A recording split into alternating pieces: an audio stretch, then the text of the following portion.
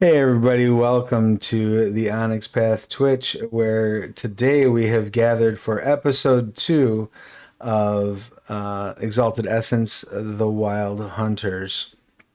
We're going to do some recaps and some lovely introductions, but before we do, there's a few things that I would love to make the audience aware of. First and foremost, and most importantly, particularly as it is time sensitive, we currently have the Monarchies of Mao core rulebook on sale over at Drive Through RPG for $4.99.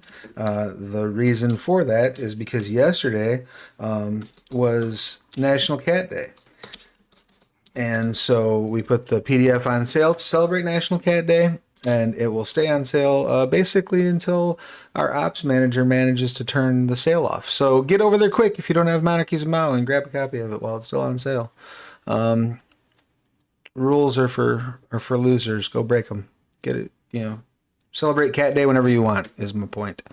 Uh, Secondly, I want to let you know or remind you, if you don't know, that this week's release from Onyx Path was No Gods, No Masters for Scion 2nd Edition. The link to that has been thrown in the chat. No Gods, No Masters is an expansion that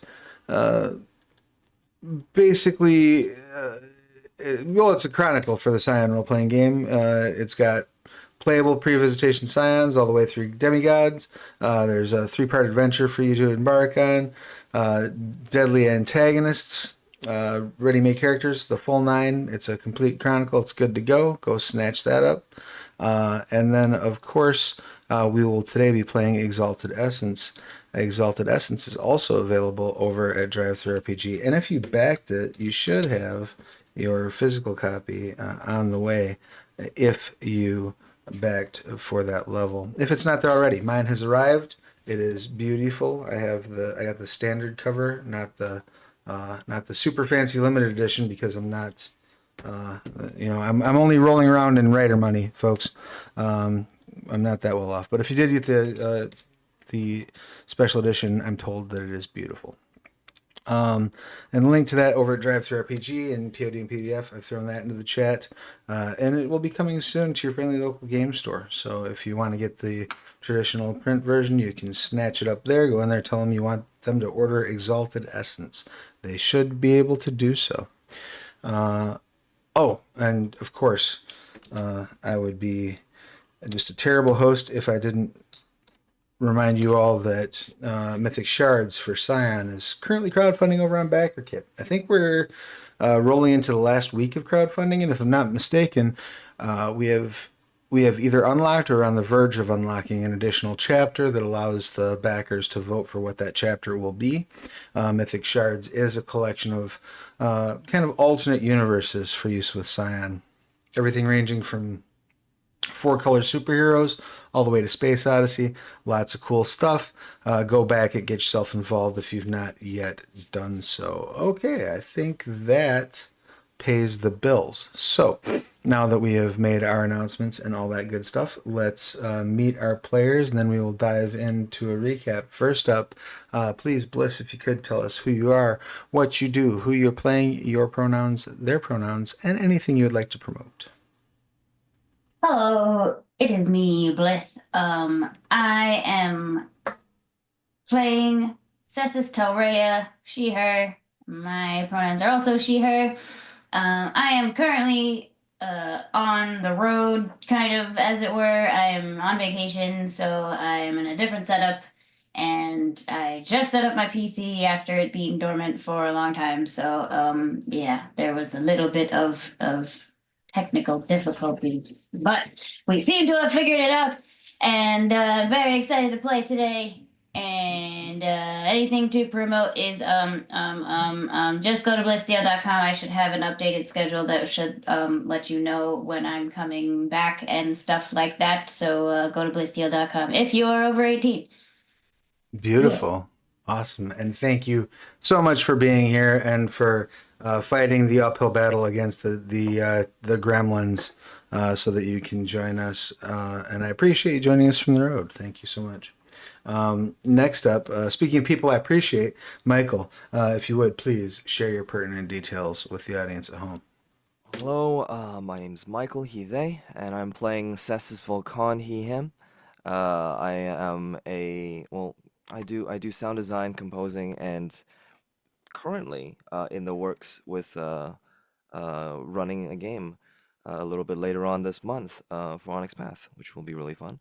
And nothing really else to promote yet. Just keep your eyes on it. In a couple weeks later, we'll be doing some fun stuff as well. But I mean, lack of sleep put aside, I'm very excited to play the game right now.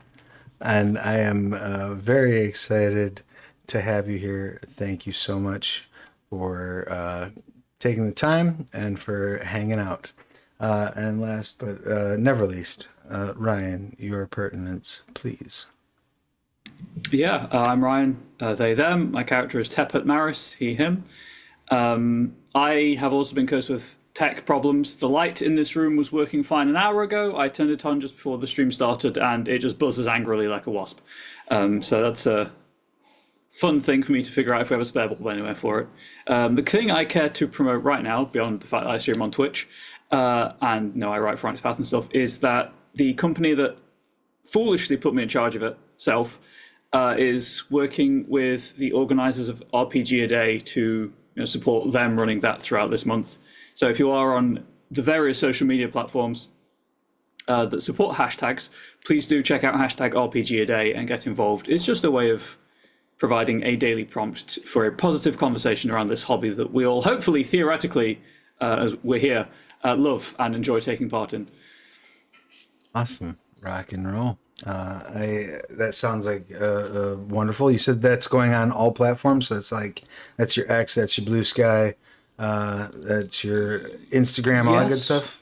we Rocking. have. Oh god, so Tin has a Tumblr account, and it's generally some variation of UK Tin or UK Tabletop Industry Network. A Tumblr account, Blue Sky, Twitter, X, sorry. There is an Instagram. There's another one that is escaping me right now. And if you do happen to be in the UK, send me a whisper if you are a tabletop creator, and I can hook you up with a Discord invite to our server. Rock and roll. That's awesome. Very cool. Well, thank you so much for sharing that. And of course, thank you as always for being here. With that said, and I'm Travis, my pronouns are he, they. When I'm not running games, I'm writing them. I am ostensibly responsible for everything that happens here. Before we dive into our recap, I will once again remind the audience at home that while we are playing Exalted Essence and we are playing in creation, it is our version of creation. And sometimes our version of creation maybe might be a little bit different from what you're used to. Just sit back, relax, enjoy the ride. It's going to be a fun story, I promise. However, for our heroes right now, creation is not the creation that they're used to, and that's not a good thing for them. When last we met, the heroes had gathered. They'd stopped in Wujian to meet with Cessus Nemoya, where they were given a briefing on the situation going on in the Wavecrest Archipelago. There's seems to be some sort of an uprising. This uprising has even swept up the Feathered King, the local ruler of that satrapy, and they believe and or believed an exalt of unknown origin was responsible for this. So the group left a portion of their army back at Wujian to defend the place, as it seemed to be a little bit shy on defenses, and sailed their way to the wave crest. Now, upon arriving at the island in question, they noted a lack of ships present, which they found a bit disturbing. A lack of, I guess I should say, realm military ships present. They were expecting to see around a dozen. They found about three. They didn't, if I recall properly, you were never able to get really a satisfactory answer from the harbor master as to why, just simply that they had been called off. But you have, as the saying goes, bigger fish to fry, and have decided to press on. You made your way up to the capital city atop a hill, which, as you approached, you noticed. Well, even from the shorelines, you noticed looked very different.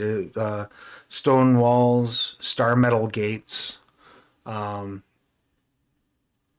you got closer to the city, you found that things were very different. The locals were dressed in radically different fashions. The architecture was all much more stone oriented as opposed to the more wood based architecture that the island in general enjoys.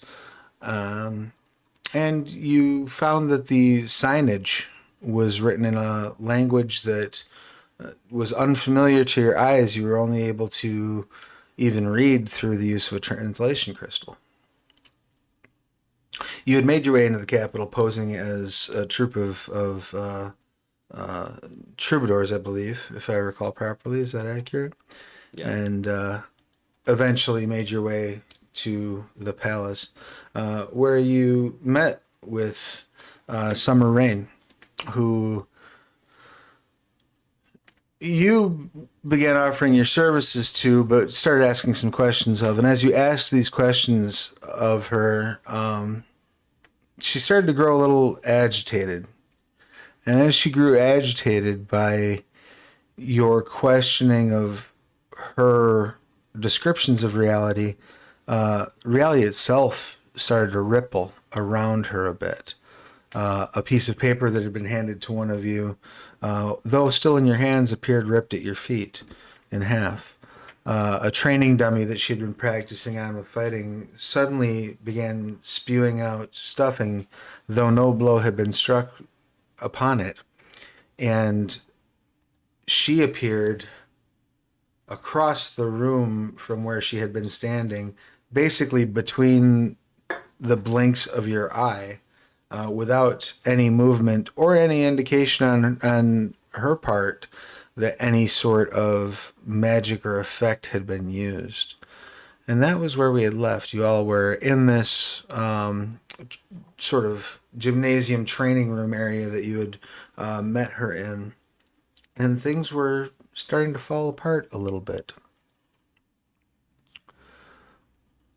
So, I Okay, sorry. I very quickly kind of like steal a glance at Maris to see if Maris has any idea, because I don't think Volkan has ever seen anything like this before. There's like a heartbeat as I process the fact that I'm holding a piece of paper that is also bisected at my feet, and then that there's just a look of pure naked curiosity, and not necessarily a need to understand, but a need to understand how it's going to impact me right this moment. And then later study can happen as long as I survive the next few minutes. Okay, so in my mind, immediately I'll be like, "Shit, that's not a good look. It's not the look that I was looking for." not the reassuring glance I had hoped No, for. it's like, oh yeah, I know what this is. No, he doesn't know what this is either. I'm kind of so. I think I'm just gonna try to keep my cool and kind of let Summer Rain continue on for a little bit for now, and just hoping that she didn't notice that I was stealing glances back at my two companions. Sure. And Bliss, is there anything that you are doing, I guess, in response to this?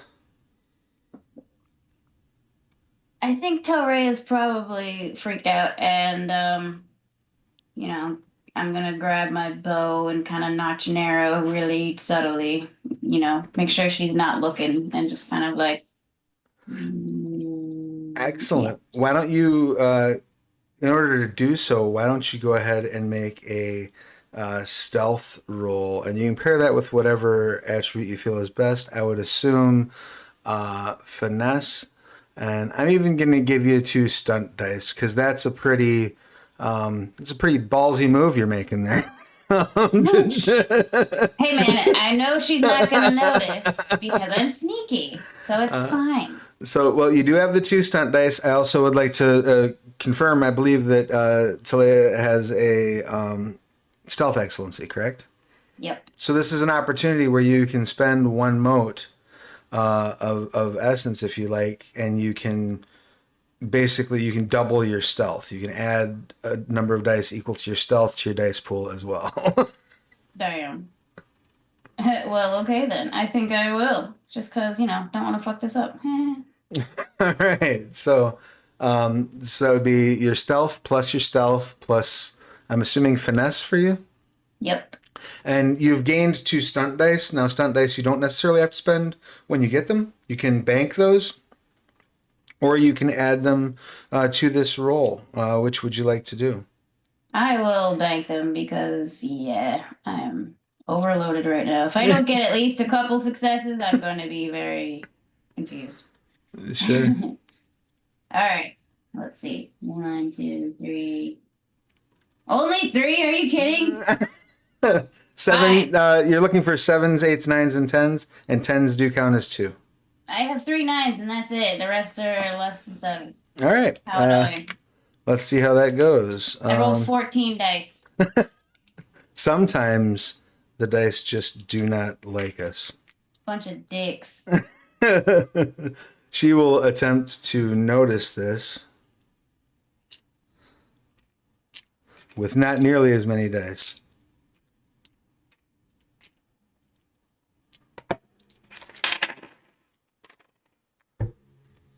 And not enough successes. She gets 3 as well. Ties go to our heroes. So I'm going to rule, given the paltry number of successes versus dice that you had, that the others in your circle absolutely see you sort of like slip an arrow out. That's interesting. You're kind of like stepping in, like just outside of her periphery, slowly knocking the arrow.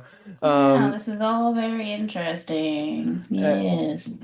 And she looks genuinely puzzled. Like you can see, like she's trying to work out what it is that you've just said to her. And she says the lunar advance was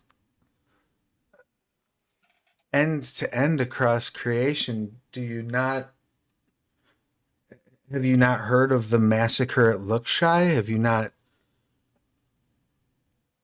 heard of the fall of the Western territories?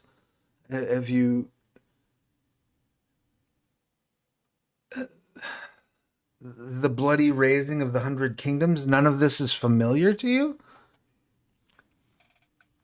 Out of character, like it's all garbage, like gobbledygook to me, None of right? this makes like you Okay. recognize the name Lookshy. You Yeah, of course. recognize that the 100 Kingdoms is a place that exists. There is a West, but like you're like none of this makes Direction sense. exists. Right? And Um, as she's speaking, you can even see like um, almost in your peripheral vision, like not anywhere where you're looking directly, but in your peripheral vision, you can see the very material this room is made out of, switching from like a polished marble to like a wooden structure.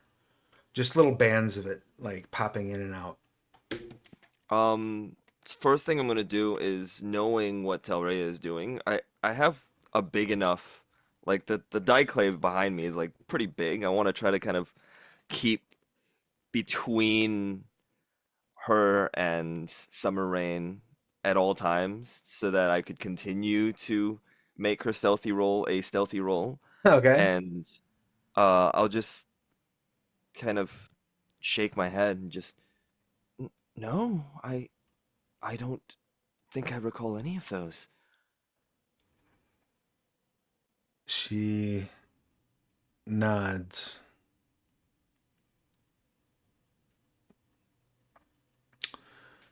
And says,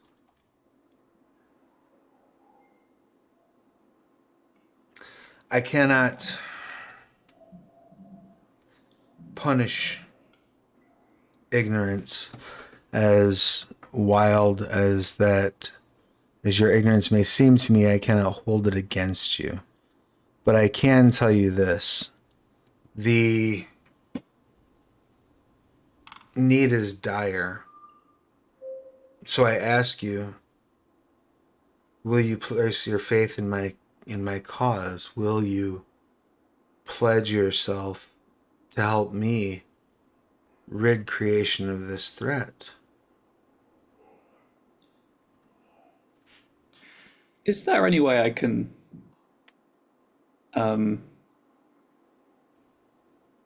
like, I guess, sense if this individual is being possessed or at least haunted by a spirit who is just feeding them lies? Do you have any sort of sorcery or charms that would just allow you to detect spirits? No, I think there was one that I looked at briefly, but opted to be able to summon a skeletal horde instead. Then yeah, there's really no way for you to tell for sure. But what you can tell is that unfamiliar cast mark on her forehead is starting to get a little brighter. I am going to. Oh, sorry. We're still compelled to want to spread her story, aren't we? From the You have an Yeah, I was intimacy. gonna say. You have an intimacy Yes, that was it. to spread her story. You're not compelled to do so, but you feel you feel like that would be the right thing to do, Cool. if that makes sense. I'll kind of lean forward and then place my hands kind of behind my back, almost casually, but my fingers kind of in a marking or in kind of a formation at least that both Maris and Telrea would know that I'm not comfortable with the situation. So, but I'll just lean in just before that though, I must know. I'm very curious. How are you doing that? And after the motion, I'll kind of raise my hand and point over to the other kind of vision of her and just I see you here, but I also see you over there. It is this part of your grand design? Is that what's happening here? As she looks in that direction, you see the sort of phantom disappear, and she also disappears for a brief moment. When she reappears, she's at the far end of the training room, and she shouts, "I will brook no dissent, guards!" and draws her weapon. Her weapon, or weapons, I should say, is she draws a war fan in one hand and a flame piece in the other. And I think with that, I'm getting a weird hum. Some feedback? Oh, no worries. Wild making noise. And with that, I think we will have our first combat and therefore our first initiative. So please, both players and audience, bear with me as this is one of my first times running combat in Exalted Essence. So I believe we begin things out with a simple join battle roll, yes? And I also believe that is done with the skill and attribute, or ability and attribute combination of your choice, I believe is how that works, based on what you're going to be leaning on in the fight. But let me double, triple check that because, I want to make sure that I'm getting this right.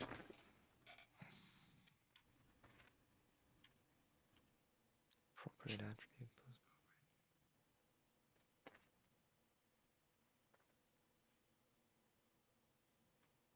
Where are we at? Combat. Give me a.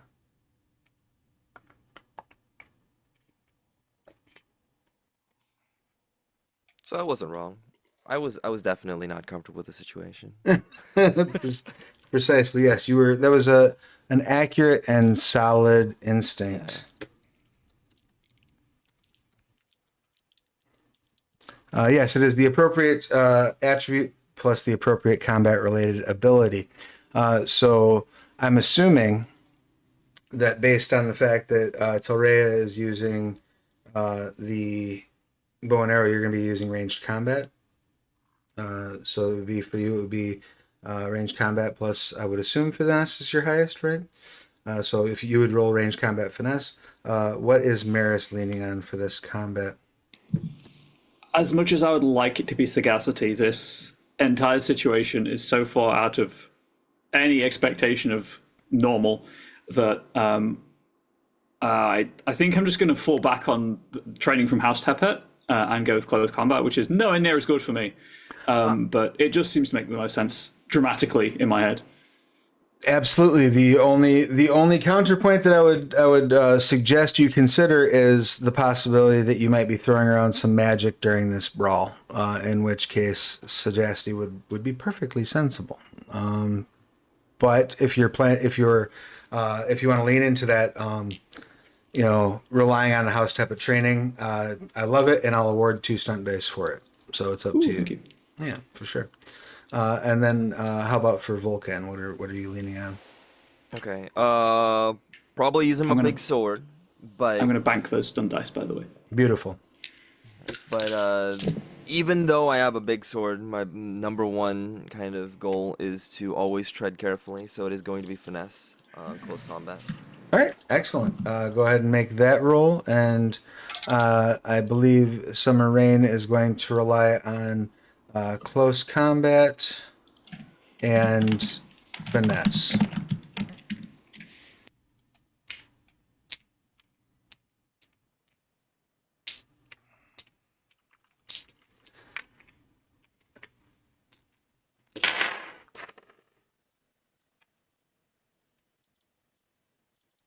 I'm just gonna go close the window 1 second. Sure.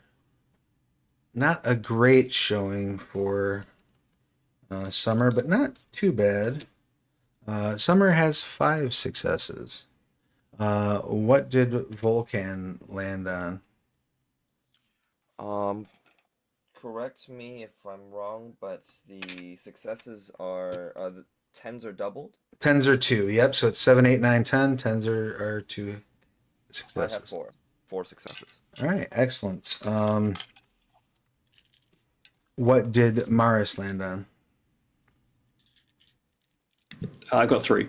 All right. And how about Telrea? 5. Excellent. Again, I will give the ties. I will relent to our player characters because y'all are the heroes of the story. And Oh, do you want me to roll off my guard? Because there was, I think, 2 guards with us. let me check for real quick, but I think your your battle groups have their own join battle action normally, correct? Yes, but so it was there's one hidden on the farmer's path. There's one group just kind of vibing on the boats, and then I think I brought 1 bodyguard. I do think you have 1 bodyguard, and yours use the trait of the champions, correct? Yes, they do. Yeah, so go ahead and roll join battle for that champion as well. What about for my kitty cat? Familiars. Let me triple check. I believe they act on their own. Give me 1 second. And somebody else has a familiar, right?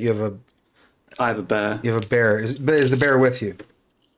I believe that was why we posed as troubadours to give for a reason to have the bear come in with us. Yes. Exactly. Okay. Yeah. So yes, go ahead and roll separate actions for your familiars as well. So that's 3 for my bodyguard. Okay. And I figure out where I put my best stats. There they are. And what did Telray's kitty cat get? So I actually don't have the character sheet for the kitty with me. Oh, I got you. Because they have a pretty standard. Yeah, I remember it was really standard, but I had it written down on a sticky note, and that is on my other desk. That is on a different continent.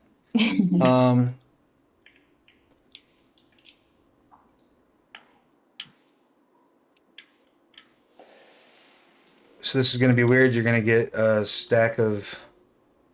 Okay, hold on. Actually, I got a plan here. I got smart ideas. Give me 1 second. And I believe, if I'm not mistaken, you took familiar as secondary, correct? Yep. All right. So because it's secondary, the pools are one higher than listed here. I'm gonna throw that in the chat. Those are your familiar pools. And did you get the join battle for your bear, Ryan? It was 2 successes for the bear. Excellent.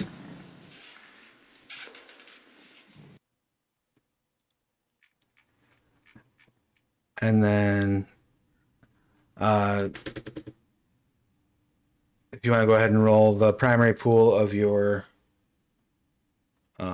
kitty cat. And remember, that's one higher than listed, so you have 9 dice. Let's see where they land for initiative.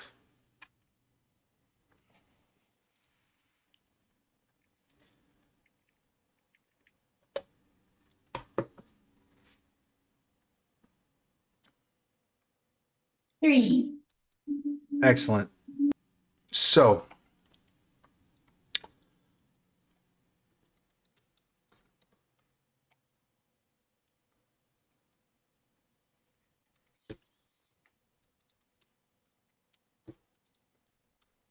those are our initiative values. I've pasted them in the chat so we can all kind of keep track of that. Now, the flow of combat, the way this works is characters will make withering attacks to wear down their opponents and build up power to get an upper hand, and then make a decisive attack to deal damage to the said opponents. The ebb and flow of building power into mighty blows forms the foundation of Exalted Essence's combat. When you make an attack, you describe what you're doing. We determine if you get any stunt dice.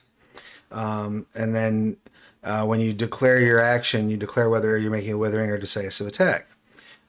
You have to have reached enough power. You have to have built up enough power to equal or exceed the target's hardness in order for it to actually be a decisive attack. And then you'll form your dice pool using attribute combat ability plus your dice-based modifiers. After you roll, you'll add any other successes, modifiers that you got, things like that, and see if it meets or exceeds the target's defense. If you do so, you hit. The difference being withering attacks increase your power, whereas decisive attacks, those get compared against the hardness. And then you wager how much power you want to spend when you declare that attack. If you're going to be doing a withering attack, you can spend more in order to be a more devastating blow. And if the decisive attack is successful, you roll dice equal to the power spent plus the extra successes over the defense plus any other modifiers, and subtract the opponent's soak rating from the total. Leftover successes are applied to health levels as damage. Clear as mud, right? I'm sure we will need to run over that a couple of times as we go. But Don't forget the 8-step attack sequence. yes, which is exactly what we're about to run into now. In this, our rules light exalted game, Exalted Essence.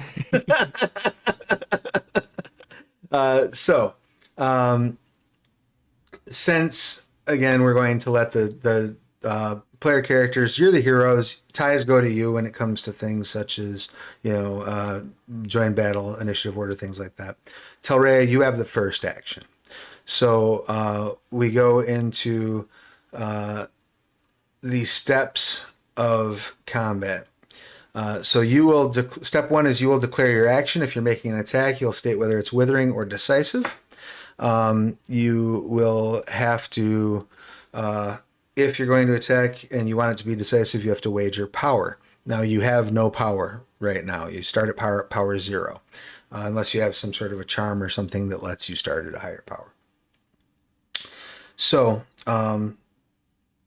your options would be to make a withering attack or take some other form of action.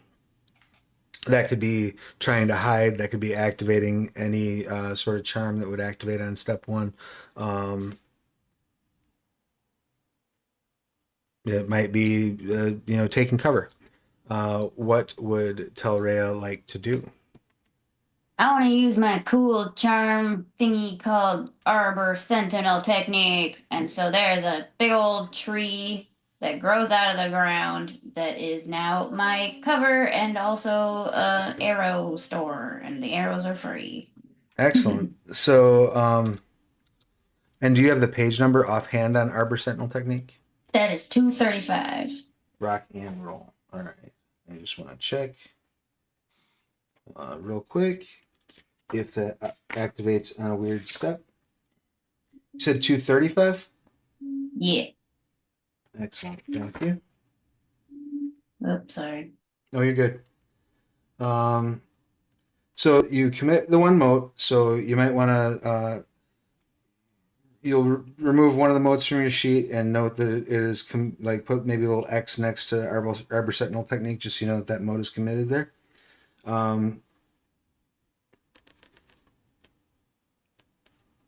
Yeah, so now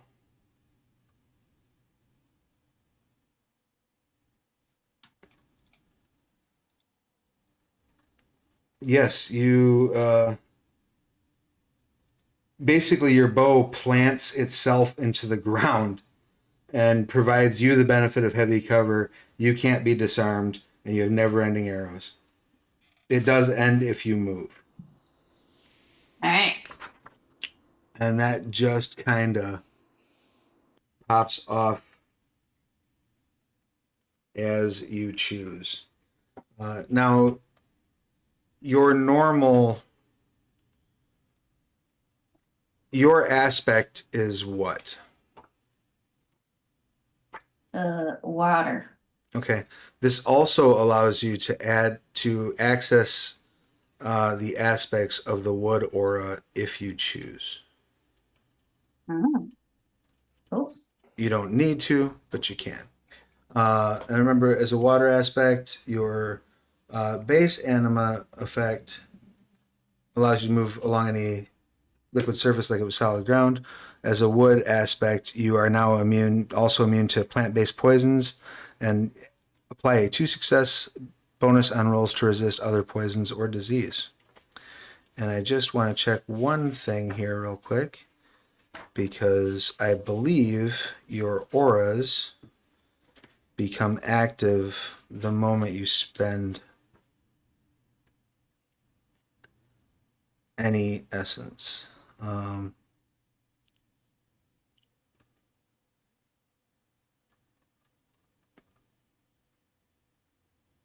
Nope. You have to have built up 3 anima.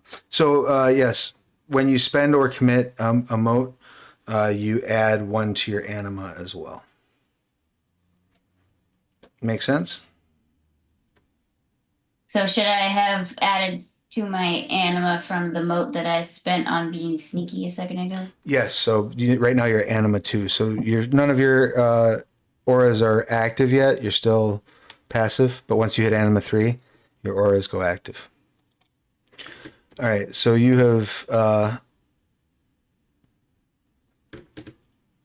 There is a tree now.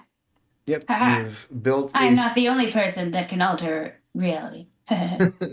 You've built a tree, and that tree, so effectively the way that this visually works is you hold your bow out, and roots, like a trunk and roots drop out of the bottom of it, planting it where you are. You can pivot, you can move around that tree, and the bow remains, but you can't move out of the space you're occupying, if that makes sense, right? Now, I see no indication here that this in and of itself requires any use of an action. So therefore, we continue along the steps of combat. So next up, you declare any defensive action. Do you intend to defend, or are you simply going to rely on an attack at this time?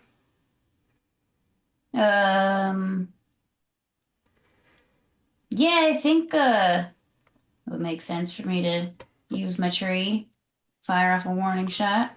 All right, excellent. So you can go ahead. In that case, your attack will be ranged combat.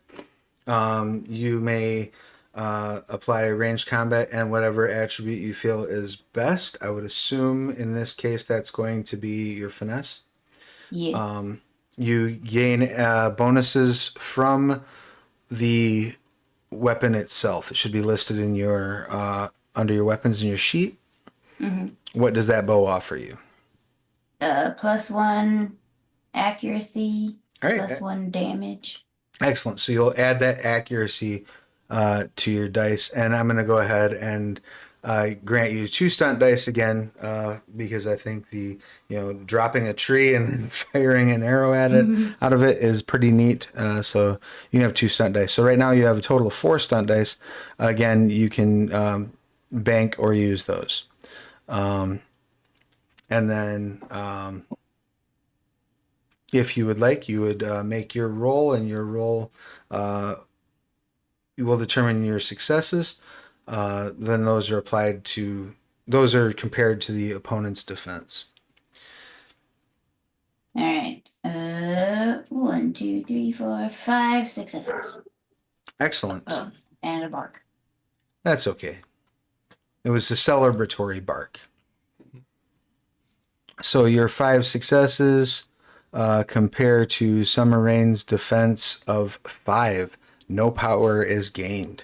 You fire the arrow from your vantage point, and Summer does this shit and hits the wall behind her. She seems to be relatively formidable, much to your sadness. Boom. There is no damage. The attack is not decisive. We do not roll or apply soak, and Summer has no counterattack. So we move along to our next action, and that is Summer's action. So I'm just switching to having my 8 steps of combat open on my physical book so I can more easily search through my PDF. I know that this sort of thing is gripping for the audience at home, and I promise we will get faster with it. But I do want to make sure that we're covering everything that needs to be covered. So let's check out real quick one of her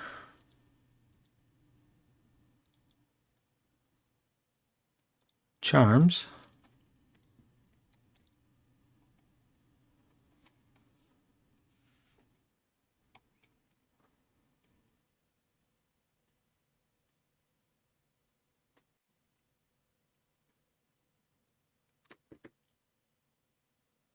Okay, in the silence, I have a really quick question did Maris get has his fire stick thing?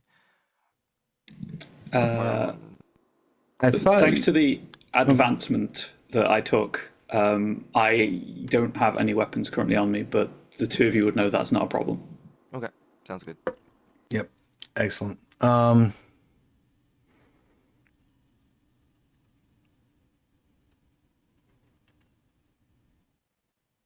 Okay, 1 second.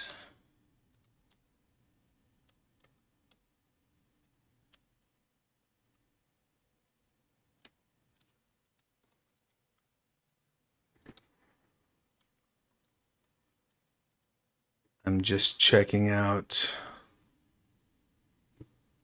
a particular type of attack.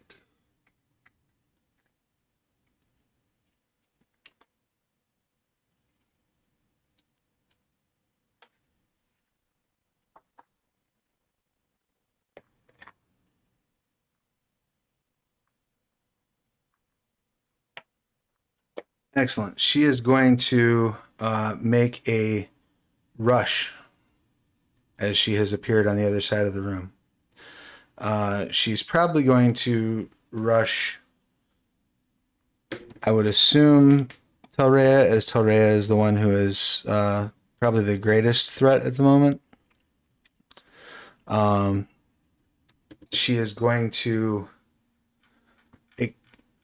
spend 1 mote of essence to exchange the bonus dice from that rush to reduce your defense by 2. Now, you are under full cover from the tree.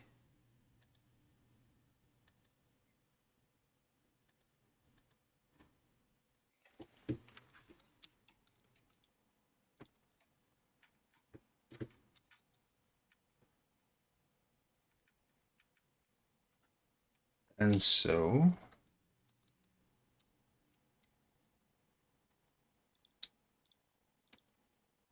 just looking up those bonuses real quick. Bear with me. It says heavy cover adds 2, light cover adds 1. Excellent. So your defense will go up by 2.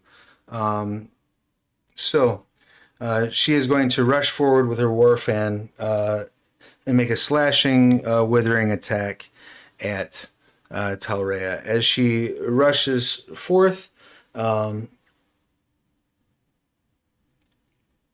she swings, again activating her unavoidable confrontation charm that costs 1 mote and builds her up with 1 power.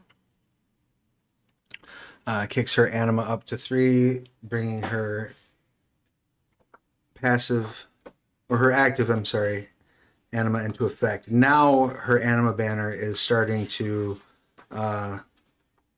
leak out into the world. As it leaks out into the world, you can see these black and white sort of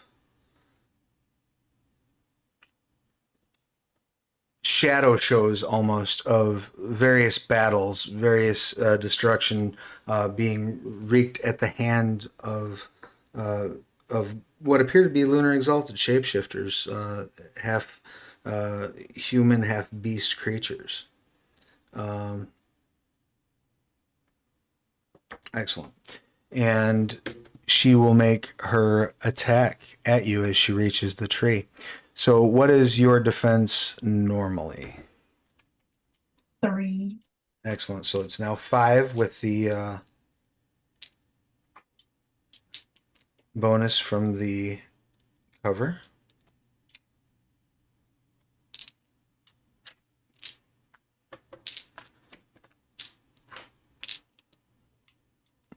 As she swipes at you, she gets the +2 from the war fan.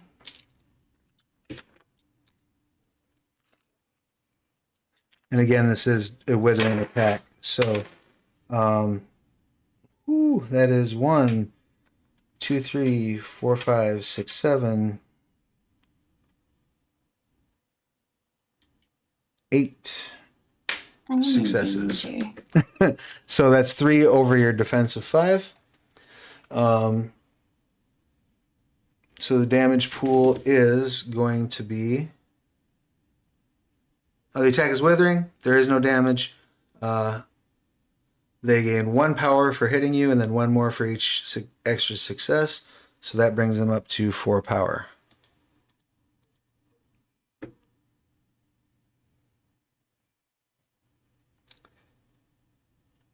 There is no need to soak, and you do not have a counterattack available, correct? Correct. All right, rock and roll. That then brings us down to Vulcan. Vulcan, what would you like to do? Step 1, declare your action. So there are a couple of things I want to make sure first. Last session, I did the harmonious presence meditation, and I also committed the mote then for it. Does it carry over now, and I have into Anima 1? Yes, absolutely. Okay. All right. So we'll keep that. Yeah, any motes And- that you had committed in the last scene or spent in the last scene would be in your anima. I apologize for not catching that before. Okay. No worries. I will now. Okay. I do not think I'm going to attack her per se. I the do the guards seem like they're close or a little bit further away? They do not seem like they are in. They're going to be arriving immediately. You don't even like. You hear in the distance some sort of rushing movement, but you're certain they're not going to be here probably within the next several seconds. Okay. Then if that's the case, I'm without unwrapping my diclave, I'm just going to position it from behind me to in front of me, and then get into position between Talrea and Summer Rain right now. And I will use the defend other action, Excellent. and that will have me apply my defense to any incoming attacks against Talrea. Increased by the defense of my weapon, which is the diclave in front of me. Excellent. Excellent. So now Telrea, in addition to the bonus from cover, will have a total bonus from you of what? I will give her 5 defense. I'll Excellent. give her another 5 defense. So now she's rocking a defense of 10. Beautiful. And if I'm not mistaken, that requires no rolls on your part, but does I use do, your so action, correct? exactly. So I do. It does use my action. I am essentially, if it is decisive though, it is just against me. The attack will be against me. But if it's a withering attack, it'll be still against Talrea, but then with the combined. With the bonus. Absolutely. Okay, cool. Beautiful and perfect. That then brings us down to Maris. Maris, what would you like to do? As this may be pertinent, my personal milestone so far has been hit something with a ranged attack. Because that's a weak, it's a weakness. It's a character defect as far as I'm concerned, because I have no dots in it. Sure. How am I a decent distance from kind of everything that's happening right now? Yes, I would assume that because you all started sort of moving around a bit, and you didn't personally declare any motion. So I'm assuming that what had happened was that so you three were kind of standing together. Summer appeared on the opposite side of you. Telrea sort of started creeping around behind as she was getting ready to draw that arrow, and then Vulcan interposed between the two, so putting you then on the opposite side of them. So you're far enough away that a ranged attack would absolutely be possible. Cool. It was more trying to figure out if I needed to piece out with, because I can jump really far, being air aspected. But if I don't need to do that right now, I will not. I will take a moment to gather my thoughts and just for facetious exactness, my charm requires a source of my element to be within medium range. I'm assuming there's air in this room that I can use. There is, in fact, air around. Yes. Cool. Grand. I pull on the essence in the air itself and manifest my fire wand. Oh, beautiful. Which, because I am dragon blood, gives me 1 power, just for the Arsenal summoning gesture. So I will make a note that I have 1 power. Excellent. And I am, in fact, going to take a moment to. I've survived the next few moments, so I'm going to apply my more logical, less instinctive reaction to try and understand kind of what's happening, and try to generate some power through Fortitude Sagacity roll, if you will allow, or build power. Sorry. Oh, to use yeah. the build power action. Absolutely. Give it a roll. Let's see what we got.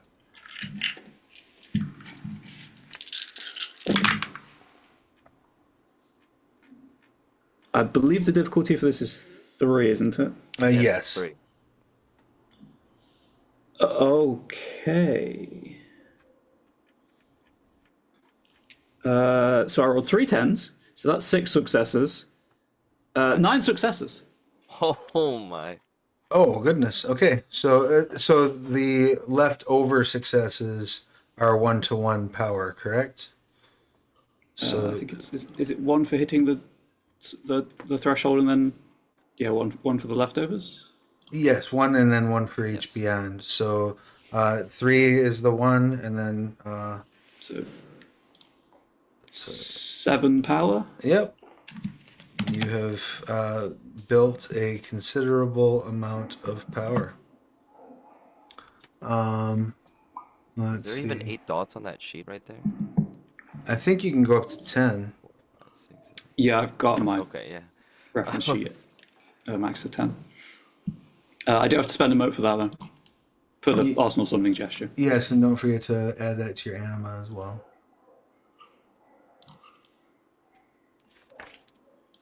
Just making sure I'm not botching anything up too much. Yep. Beautiful. Does that complete your action? Because I don't believe you have any. Yeah, I don't want to.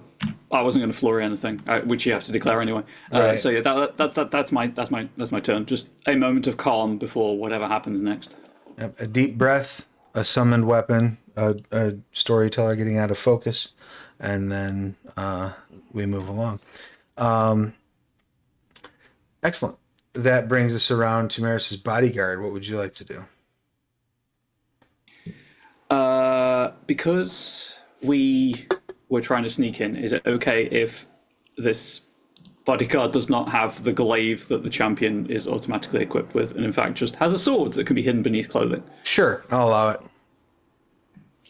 Are there? You said that some are in some guards or called for guards. Are there any guards? None have made their way in yet, and there is only one doorway going into this room. So, if you wanted to have your bodyguard, for example, take that sword and shove it through the door handles, or something along those lines, that would be a valuable option. You could also consider, just having them work the bottleneck of the door, or you could have them take a swipe at Summer. It is the world is your oyster here. Yeah, what I'll do is, as Maris, I would just make a pre-established gesture to hold hold the door. But if that takes them past Summer Rain, they will absolutely make an attack against Summer Rain on the way past. I can permit that to occur. I see no reason why not. If you'd like, they can make I'm assuming as they are rocking a power of 0, that this will be a withering attack. Yes. It will be, yes. And the chopping tag on the sword gives me a special attack. Champion's defense decreases by 1, but I gain an extra 2 dice on the withering attack, which is up to 12, I think. Primary pool of 9, plus 1 accuracy from the sword. I think accuracy is an extra die on the roll. Or is it an Extra success? dice. Yep. Cool. So yeah, that puts me at 12 dice, which I only have 10 to hand, so I'll just roll 2 of them. That's fine.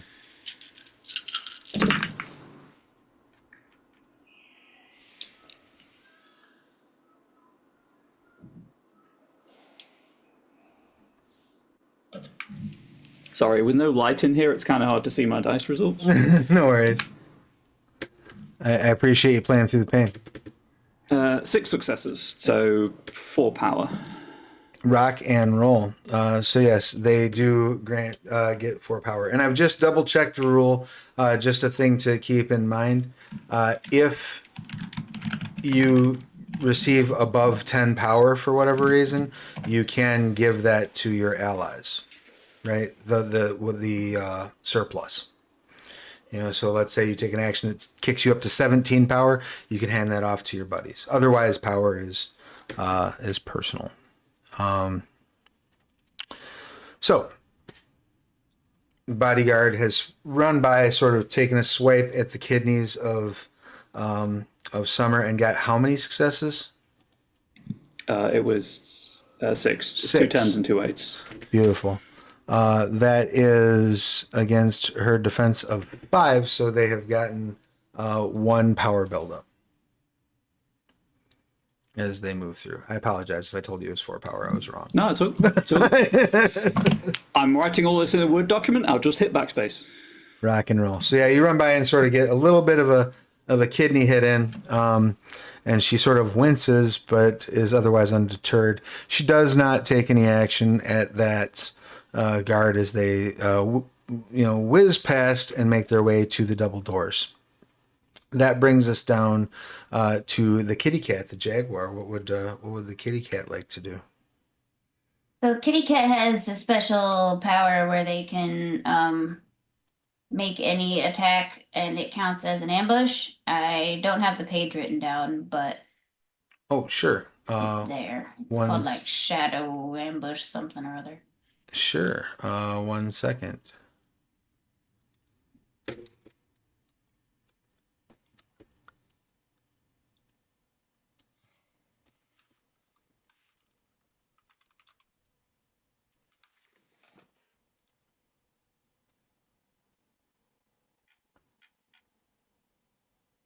I'm just looking to see.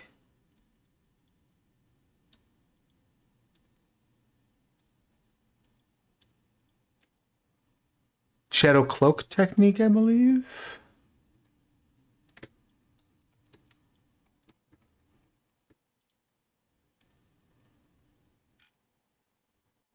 Nope.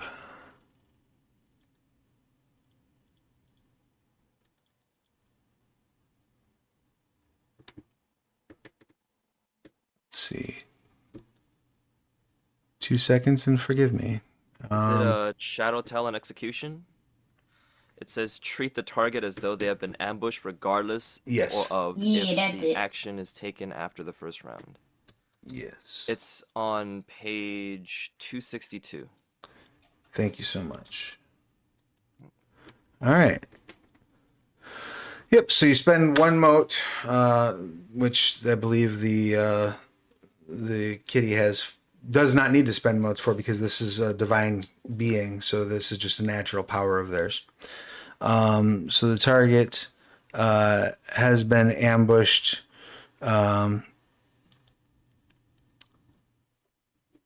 I'm just checking to see what that does. Okay. That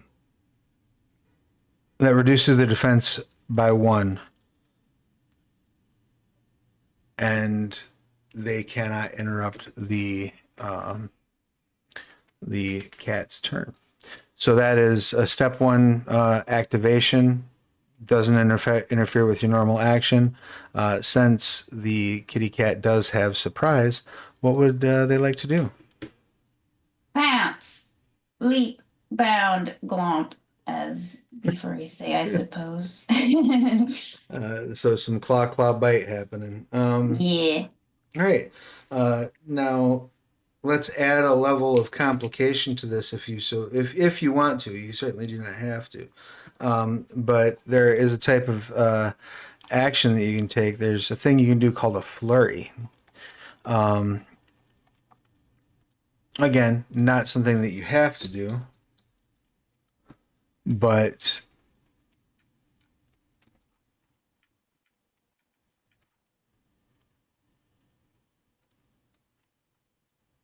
I'm just checking to see the specifics of how flurries work in Essence. I think it's -3 to the pools. Yep. So you can take 2 simple actions. These must be 2 different actions, so they can't be 2 attacks. But it can be like an attack and then a supporting action. Could be an attack and an intimidation, for example, would be a flurry. You reduce both pools by 3 dice. A flurry with a rolled and unrolled action still penalizes the rolled action. And you can only take 2 simple actions during the combat round. This does include simple actions taken in response to things like counterattacks. However, since it's not really attack stuff, would you like the cat to pounce an attack and try to intimidate, or do you just want to save the dice penalty and just take a bite out of crime or Summer, as the case may be? Yeah, I don't want the kitty to be the main focus either, because I don't want to I've got all this extra defense now. I don't want to waste it. Sure. So yeah, I'll keep the thunder on myself, and Kitty will just do a heckin' chomp. A little heckin' chomp. All right, and that little heckin' chomp is going to be a withering attack. So, go ahead and make your roll using your primary pool, and let me know how many successes you get from that. So am I just roll in the primary pool with the kitty? So the Yep. 9. Yep, the Okay. 9 dice. Cool. 1, 2, 3, 4, 5, 6, 7 successes. Look at Holy bajibbities! So that's so that gives the kitty cat 2 power. Go ahead and make a note of that. As the cat leaps forward and claws across the opposite side of Summer as to where the guard hit on their pass through. That then brings us to the bear, the end of the first round. What would the bear like to do? As Vulcan has done with Telraya, the Brocken is just going to defend Maris. Excellent. Beautiful. They stand next. So what is the bear's defense? Bear's defense is 4, which puts me at a much healthier 7 than it would ordinarily be. Excellent. All right. That then brings us around to the top of the order. Telrea, what would you like to do? I think I will try again and, not miss with my arrow. Excellent. So is this going to be, I'm assuming because you have no power built, you're going to be going for a withering attack. Is that correct? Yeah. Excellent. So in that case, then you will roll that ranged combat plus your finesse. Do you have a ranged combat excellency or no? No. Okay. And now, what's your anima at right now? It's at 2 now. Okay, excellent. All right. In that case, go ahead and give me those dice. Don't forget to add the accuracy of your bow.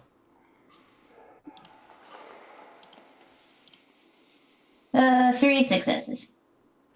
Excellent.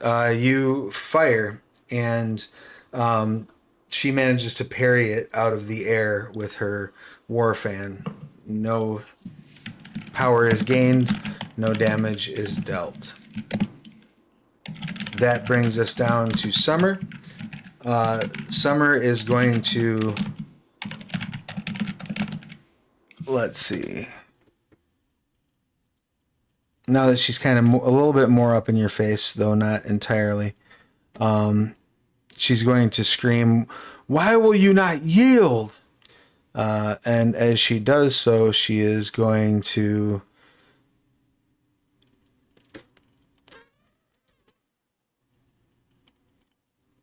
take another swipe with the war fan. She's going to try to focus her energies on Telrea. It's almost as if she's become obsessed at this point. And she's going against what, defense 10? Yes.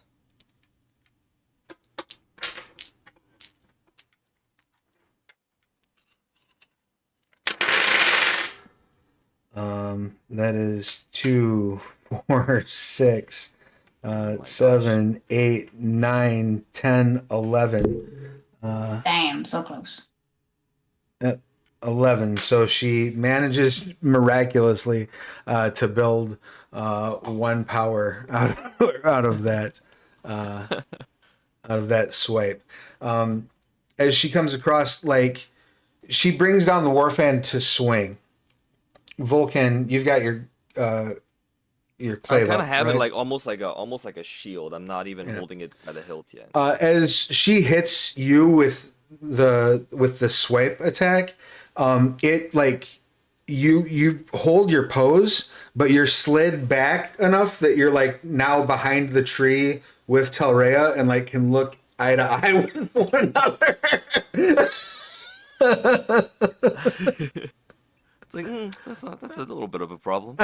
That brings us to Vulcan. What would you like to do? Before I do anything, all I gotta do is respond to her, and I'll just kind of with a smirk just be like, "I'm sorry, it's just within our blood to not yield," and get it, dragon blooded. I do get it. Nice. I'll give you 2 stunt Anyways. dice for it. And then I'm going to, with the cloth on the sword, kind of swing back around and make a withering attack on her. Excellent. And I will go ahead and also use stunt die for it. Excellent. So it'll be your close combat plus which attribute are you going to lean on? Still leaning on finesse, trying to Excellent. be a little bit And then, more. of course, about it. add the armor or add the stunt dice and the accuracy bonus. Holy crap. Okay, no accuracy bonus because it's just a big hunk of metal Mm-hmm. or jade. But that is. Wait, hold on. That's not it. 1, 2, 3, 4, 5, 6, 7 successes. Excellent. That is 2 above her defense. So that is 2 power you may have. Okay. That is 3 power you may have. I keep screwing that up because it's 1 for beating it and then 1 for each success above. Right? Got it. So that'd be Yes. 3. All right. Hold on, real quick. Overwhelming. What does overwhelming mean? Overwhelming, I believe, only applies when you are making a decisive attack. Okay, sounds good. I believe that is a. It's the minimum power you generate through a withering attack's extra successes, even if you miss. Oh, okay, gotcha. Oh, perfect. Okay, so I should have always done that. Oh, good to know. I So I thank couldn't you remember for that, so I wrote it down several places. thank you for clarifying that. So in that case, then Telrea should. What's the overwhelming on your bow and arrow? 1. So you should have 2 power built at this point. Oh, cool. Thank you for clarifying that because I thought it applied the other way. See, we're all learning together. And as I've just glanced at my notes, accuracy is successes on the roll rather than adding extra dice. Well, hellfire. Now we know. So Knowing's half it's the like battle. enhancement in other D10 games. Awesome. Good to know. Sounds good. I appreciate the clarification. That'll be your action, you said? Yes, that'll be my action. All right. That then brings us around to Maris. What you got? As I'm at a safe distance from everything that is happening, I need to check whether I can flurry what I want to do or not. It's 2 simple actions. So Can you flurry an action with itself? in what sense? I've got 8 power just chilling that I'm not going to make use of, so I was going to send 4 to each ally. Oh, I don't believe it requires. Through what action were you going to send power? Power exchange. This character sets up another character's try using a simple action to transfer power from her own pool into an ally's within close range. It may be flurried with other actions, leading me to believe I can't do it twice with a flurry.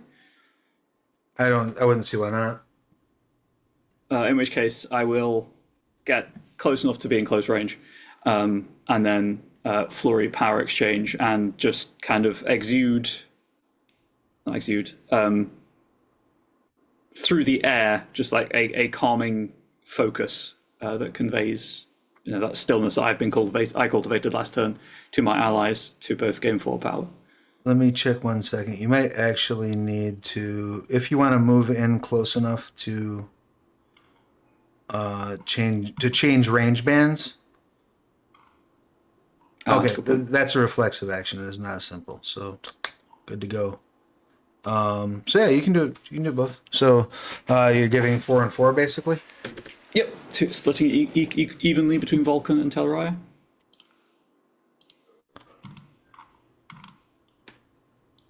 Yes.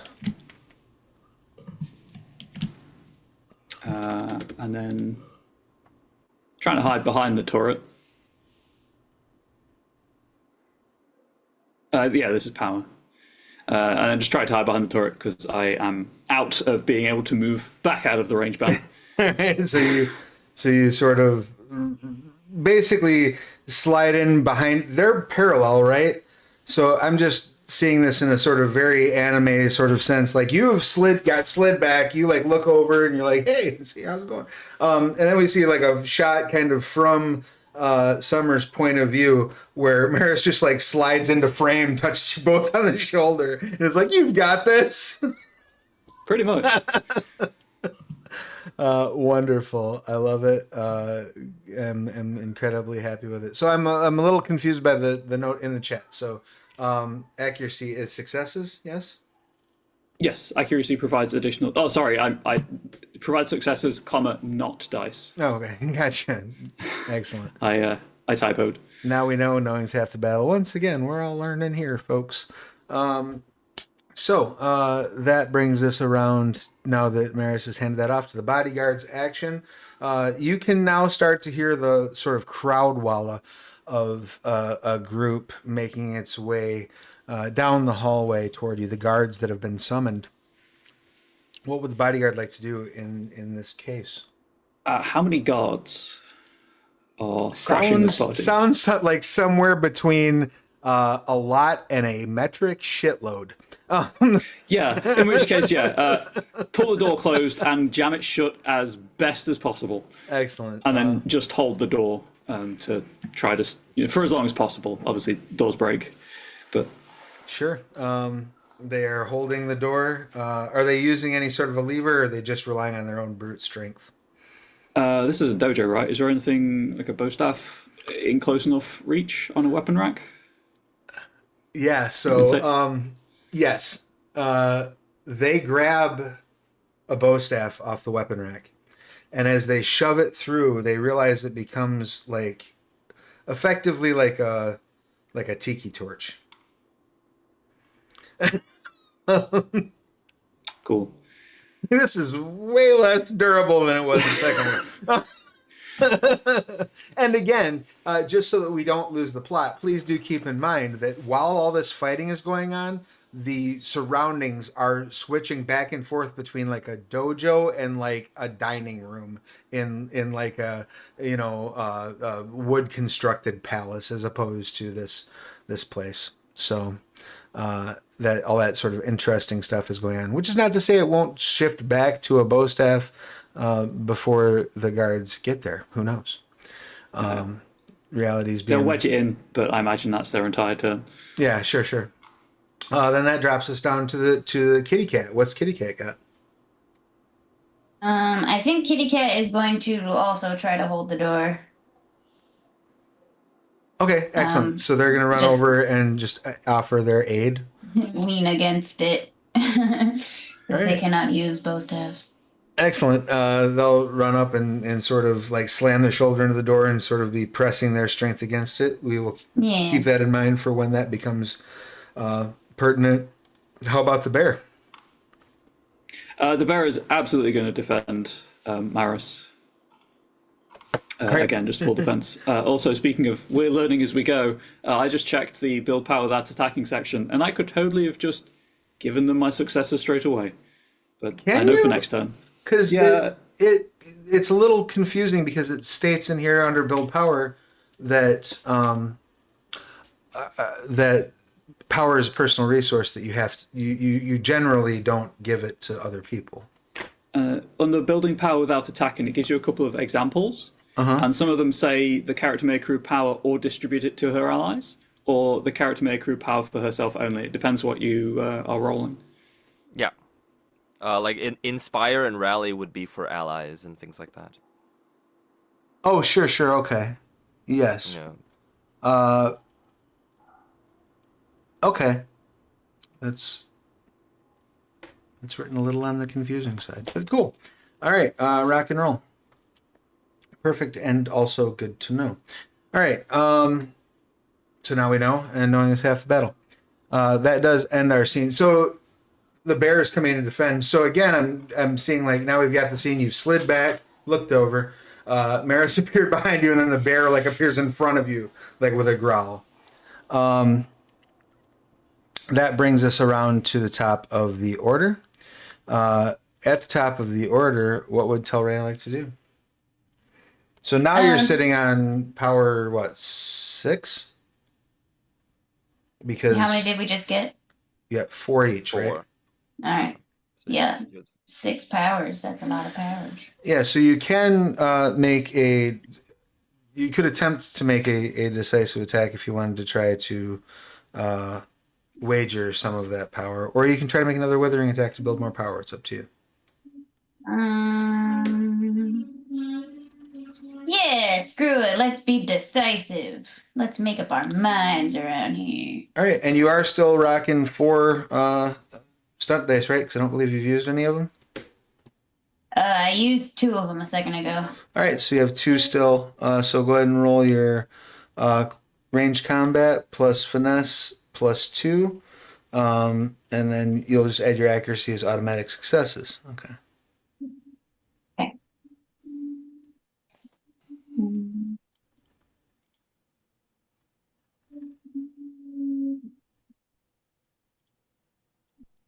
Six? Yeah. 6. Right, and how much of your power do you want to wager? You basically have to make sure that you overcome her hardness. You can wager it all if you want. No reason not to. Yeah, let's make it a true daily double, Alex. All right, excellent. So you have hit. You have been success. You've overcome her defense by an additional success. So again, just to walk us through our combat steps,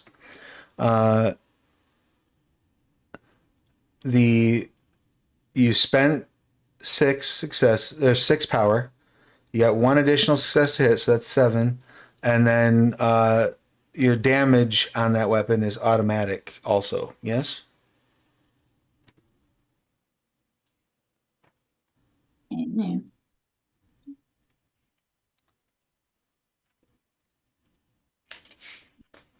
I'm going to assume for the moment it is until I find out otherwise. So go ahead and roll your. You'll be looking at a damage dice pool of 7. And the damage of the weapon is auto.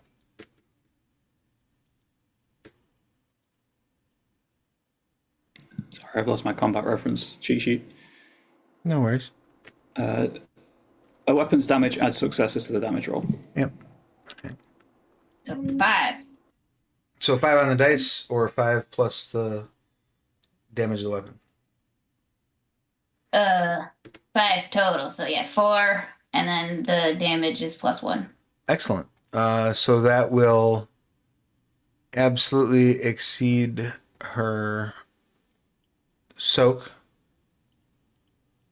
and she will suffer a health level of damage. Woo! And We are on the board. When you nice.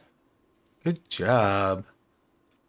Now, when you have, so at this point you've spent the power, so now the power is gone. That then brings us around to Summer's action. Summer is going to draw her flame piece and take a shot back at Telrea. She is going to, Well, actually, she's going to use a decisive attack. So this automatically then, because you're defending, this automatically shifts the target to. Oh, I think the defending only works for that one turn. Oh, beautiful. I already Okay. attacked. Yeah. All right, rock and roll. So you're not defending. So this is straight at Telrea, though Telrea does have the defense of 5, right? Uh-oh. So you have a defense of 3 normally, and then the +2 from the tree. Yeah.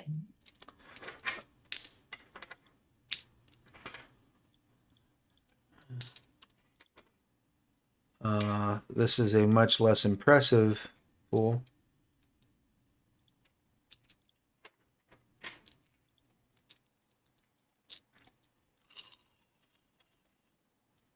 And she's going to wager 5 power, by the way, on this roll.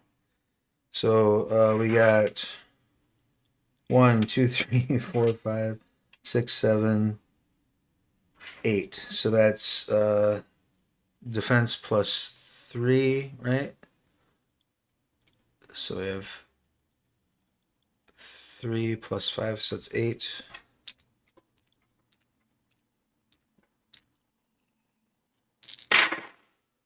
And we're looking at 1, 2,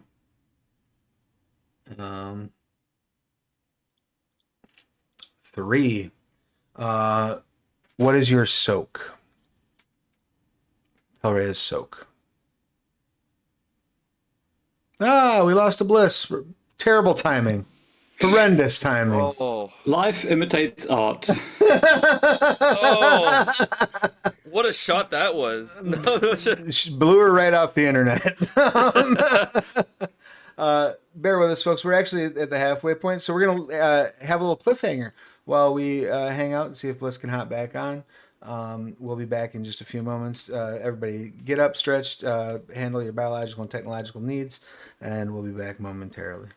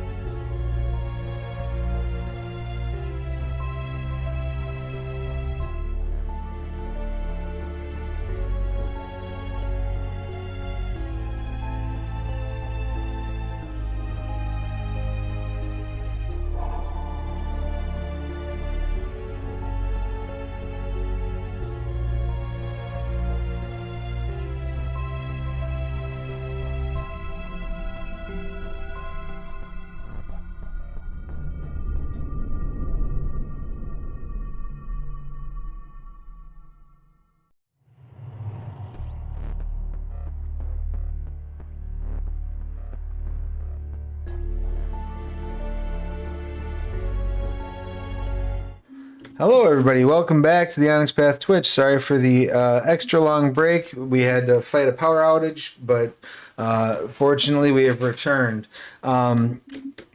So just before we went on break, the group had been in a bit of a scrap.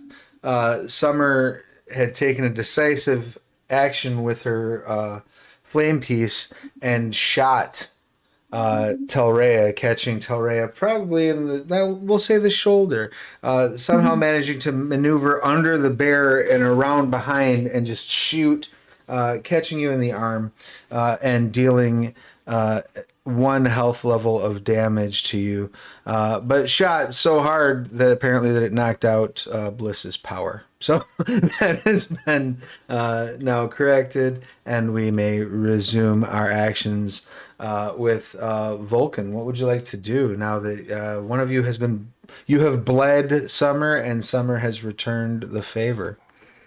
Okay, and then yeah, man, this eye for an eye thing is always gonna, go back and forth, but I will also swing into her.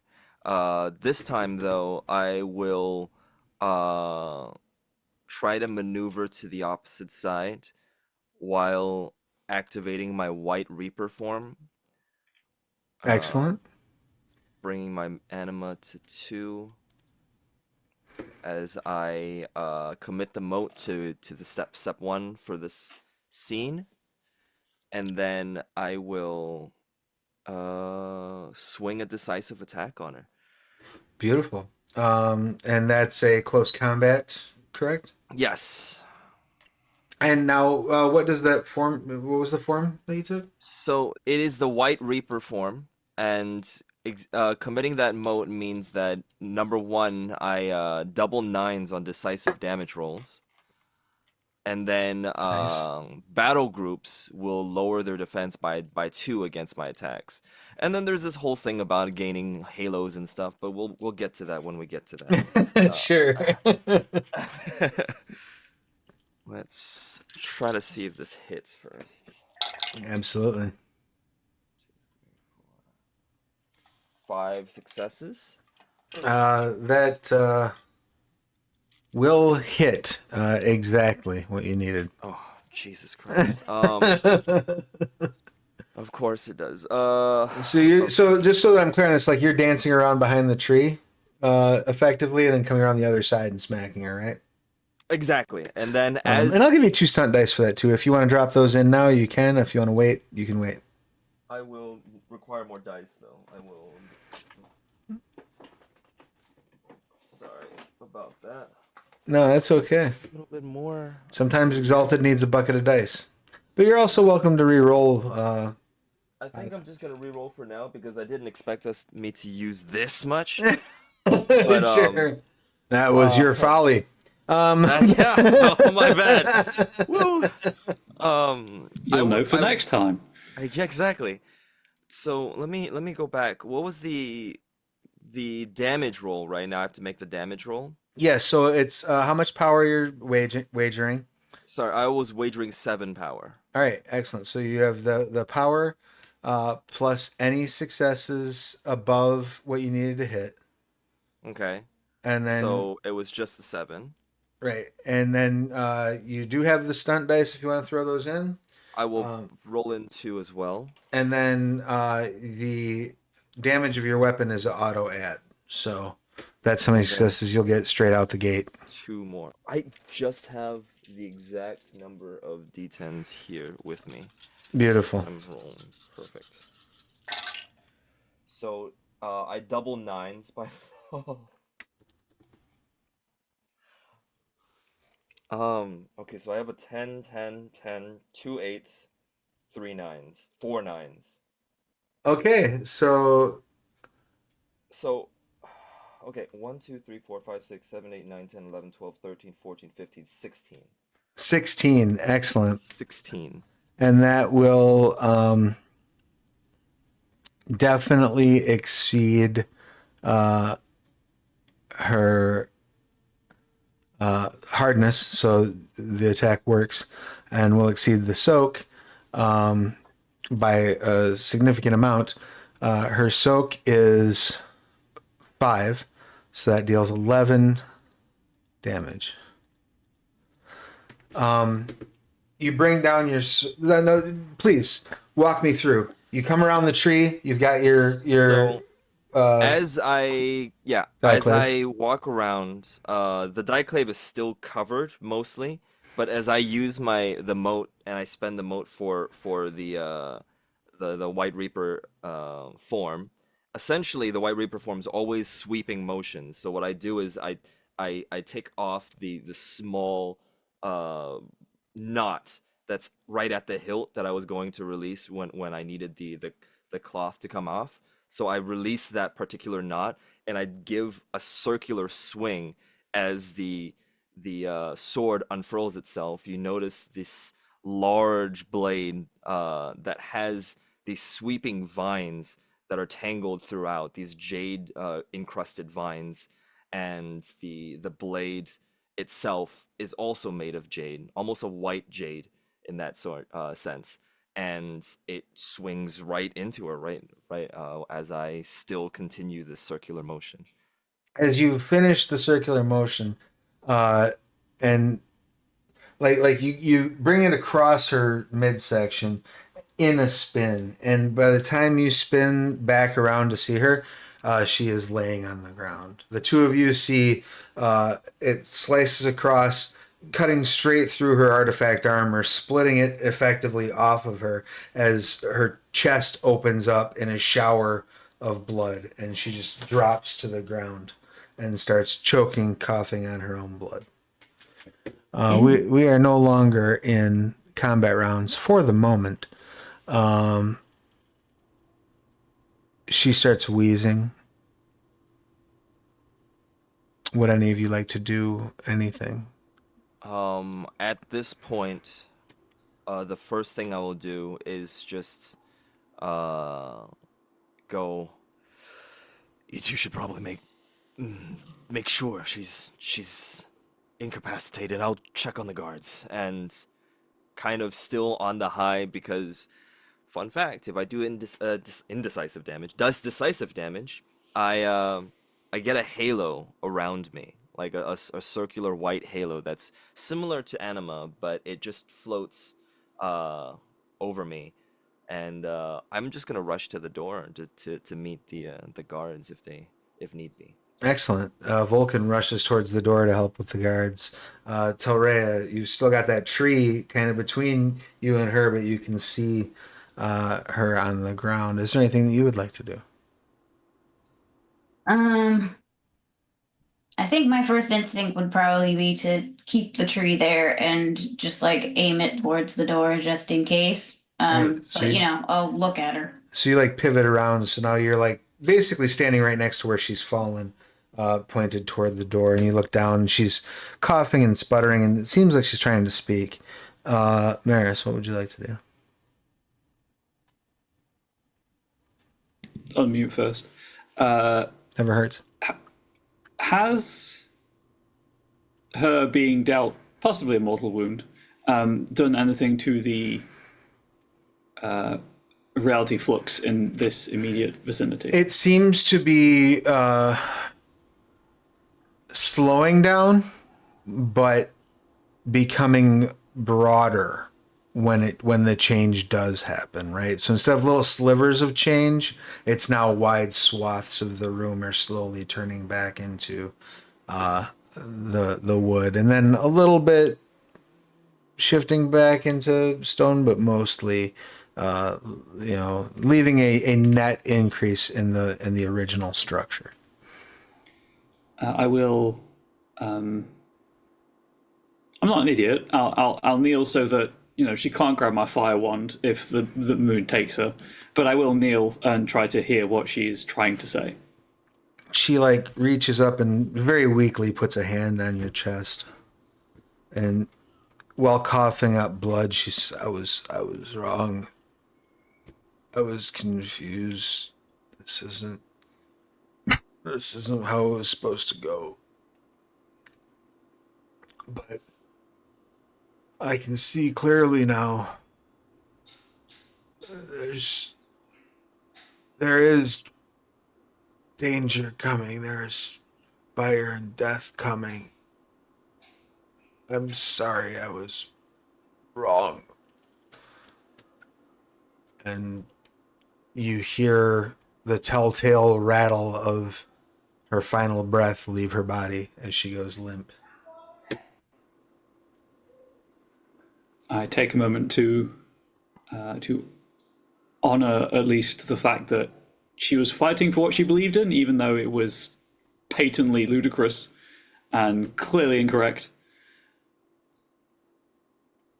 And then stand and just kind of look at Telraya, shake my head, and then really awkwardly shoulder the fire wand and aim it slightly to the side of Vulcan, so I'm not going to shoot him in the back. As this happens, it's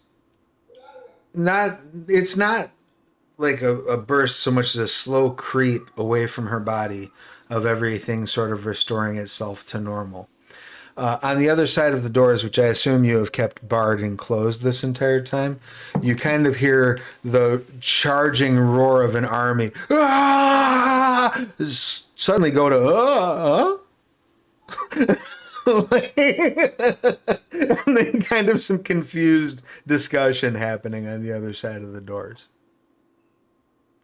Well, maybe we should let him in.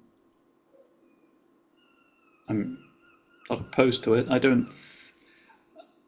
I'm wondering if whatever kind of gesture vaguely towards the reality flux effect that is, I assume, reverting to what it used to be. Yes. I assume all of this is tied into their almost zealous mental state. Maybe we should just let him chill outside the door. Yeah. Kind of catch up, take a moment. Part of me thinks that the original plan of summoning the Legion is practical, but not.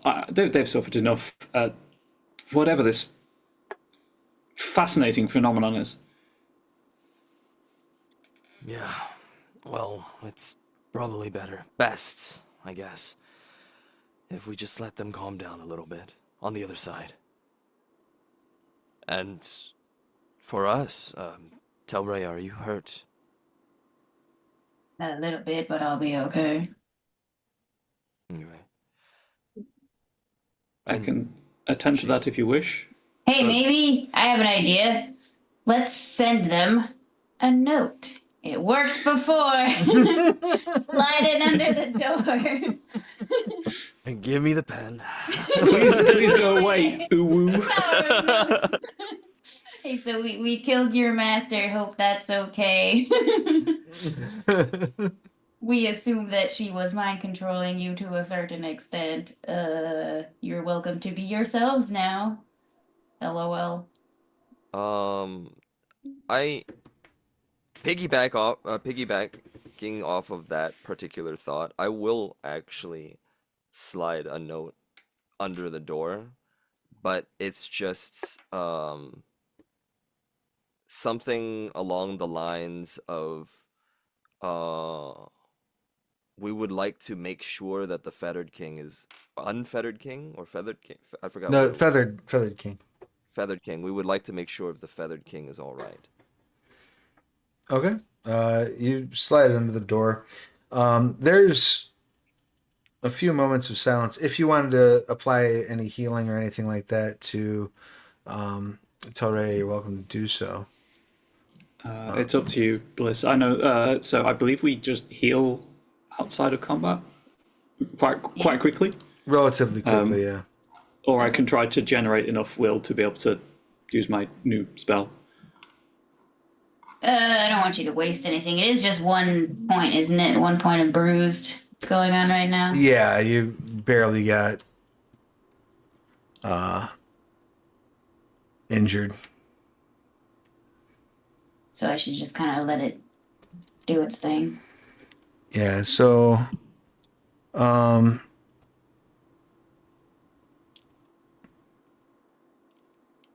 yeah, over the course of a recovery scene, basically once combat's over, as long as combat doesn't start back up, that next scene you clear all your marked health levels.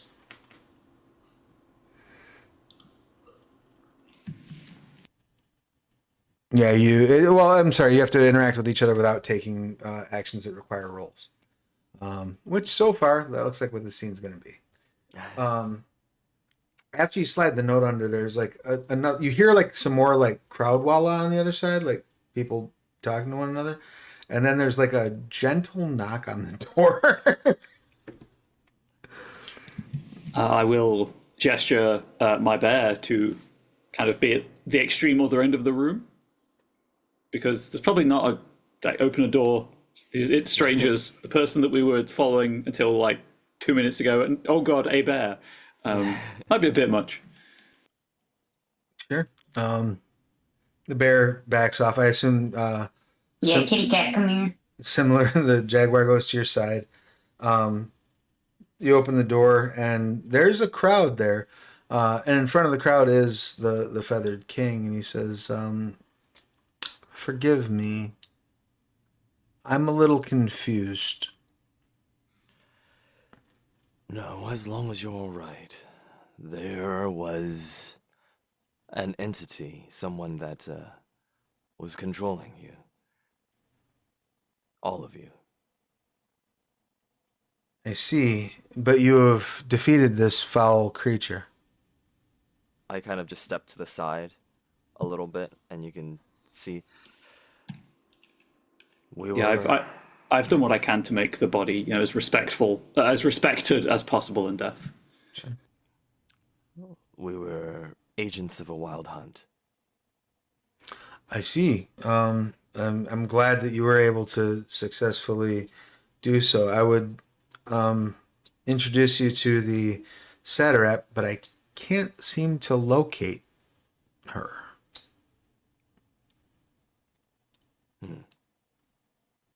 The who? The satrap, the realm representative here who works alongside my government to maintain the peace with the realm. Translated to what a dragon-blooded sees as a satrap is they're the actual governors of these territories that you then generally let the indigenous population pick a leader for a figurehead, but the satrap is the person in charge as far as you're concerned. Mm-hmm. Yay, imperialism. But I'll just.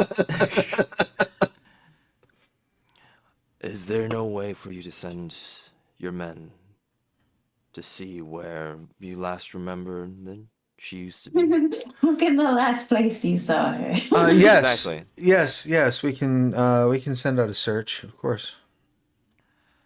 Right. Until then. Maybe check the dungeons or something, of this area. 'Cause I bet they were captured.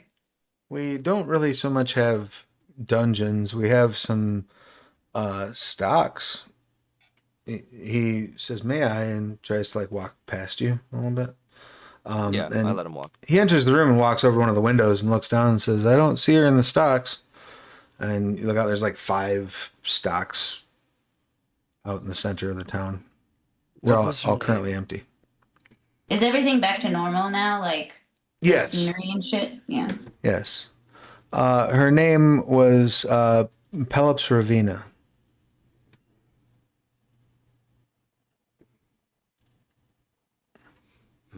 Was out of character, was that the name that the portmaster mentioned? I don't remember if the portmaster mentioned the name, but if so, yes. Of someone that just kind of sent everybody away. That's just what I remember. Yeah, that was. Well, no. They had received word from, if I recall properly. Forgive me if I didn't convey this before. Let me make sure I convey it clearly now. They had received word from outside from somewhere to the east. They were pretty sure it was Wujian, but they weren't sure who sent it, and they weren't sure exactly where it originated. All they knew is that the ships were ordered to sail eastward. So there was no specific details shared at that time. Yeah, my notes don't include a name beyond just house pellets run the area. Right. Okay. Yeah, because like mine didn't, so I was kind of confused if it was, but I'll just turn to Maris and Telrea and just kind of walk towards them and just go, well, this is a little bit concerning. If we don't find her, there's gonna be more that we have to report back on.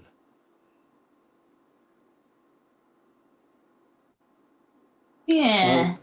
Well, I would love to conduct what research I can into this phenomena.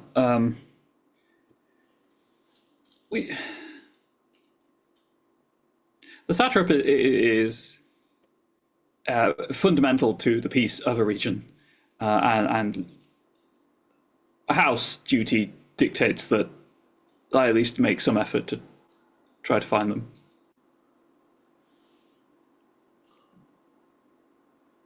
Oh yeah, we need to find this chick, and But it's gonna be difficult when I bet people aren't gonna remember what just happened in the last however long she has been mind controlling people here. So Yeah, above table, I'm scrolling backward through, like scanning through my notes to see if I've got a time frame beyond a while. But I don't think You don't know specifically how long this has been going on. You know, you were reached out to weeks ago that began your initial journey to Wujian. So at least a couple of months this has probably been going on. Like a minimum of 2 months. Maris, to satisfy your own curiosity as well, would you like to investigate the perhaps fleeting little bits of whatever she was doing here first? We'll go and look for Satrap Ravina. yeah, maybe she's got a diary. personal possessions, obviously, a good place to start. But the room and the mental effect, and looking out of the window, does it look like all of the star metal and marble has reverted to what it used to be in terms of standard Yes. construction materials? Yes, everything is like is various types of woods of the trees that grow on this island. Everything is returned back to normal. Beyond raising the body, there's little research that I could conduct. There are, of course, those at the heptagram who follow other paths who may be able to learn more, but it is far beyond my field of expertise, as limited and as burgeoning as that is. Point of order. Sagacity does apply for deduction. So you can use that as kind of like a detective skill, effectively. Mm-hmm. So in that sense, you could be very useful for an investigation in that regard. Yeah, my thinking, obviously, the way I've interpreted things is that now she's dead, there's no evidence at all of what happened for me to follow up on. Sure. But thank you for reminding me about, pointing that out about sagacity. No problem. I wish we were able to ask her more questions, but she became very... Well, that I can't directly help with, but we may be able to find her spirit in an underworld, or in the underworld. If you do really want to find out, there's research on that. I don't know where the nearest gateway would be, but we could find one. A part of me wants to. We need to find the Satrap, of course, but what she said at the end, before she passed. Something about there being in upcoming danger and whatnot. The fact that it seemed as though we were in the middle of two realities when we were in this room with her. All of that pointed to me really wanting to know more. What? My feeling is that if it was on the same scale as the rest of her delusions, let's say, or memories from somewhere else, still unsure about that. My feeling is that if it's on that scale, no matter what we do, we will find out quickly enough what is happening. Fair enough. Then order to the realm first, then. All right, so Only just... to, I'm sorry, go ahead. I was going to say, if only to give the people a fighting chance in whatever is to come. All right, so for the moment, you're going to table, just so that I'm clear and I'm understanding what's going on. For the moment, you're going to table what's going on with the satrap here and beat feet back toward Wujan. Is that the plan? No, we were specifically tabling, pursuing, what Summer was mentioning at the time. Oh, I got that backwards. So you're going to focus your We're looking energy for the on... satrap. I and was then- backwards entirely. I apologize. I had that entirely backwards. Assuming Bliss is fine with that, of course. I was confused too, but yes, I agree. All right, rock and roll. In that case, what we'll do is you're going to just do... we'll treat this investigation as a venture. And the way this will work, since you're all going to work together on it, this is going to bring into play how teamwork functions. So I know you all get a benefit to that because of your because of being part of a sworn circle.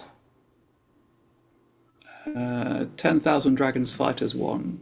Yes. After calculating total successes to add as dice, add an additional die.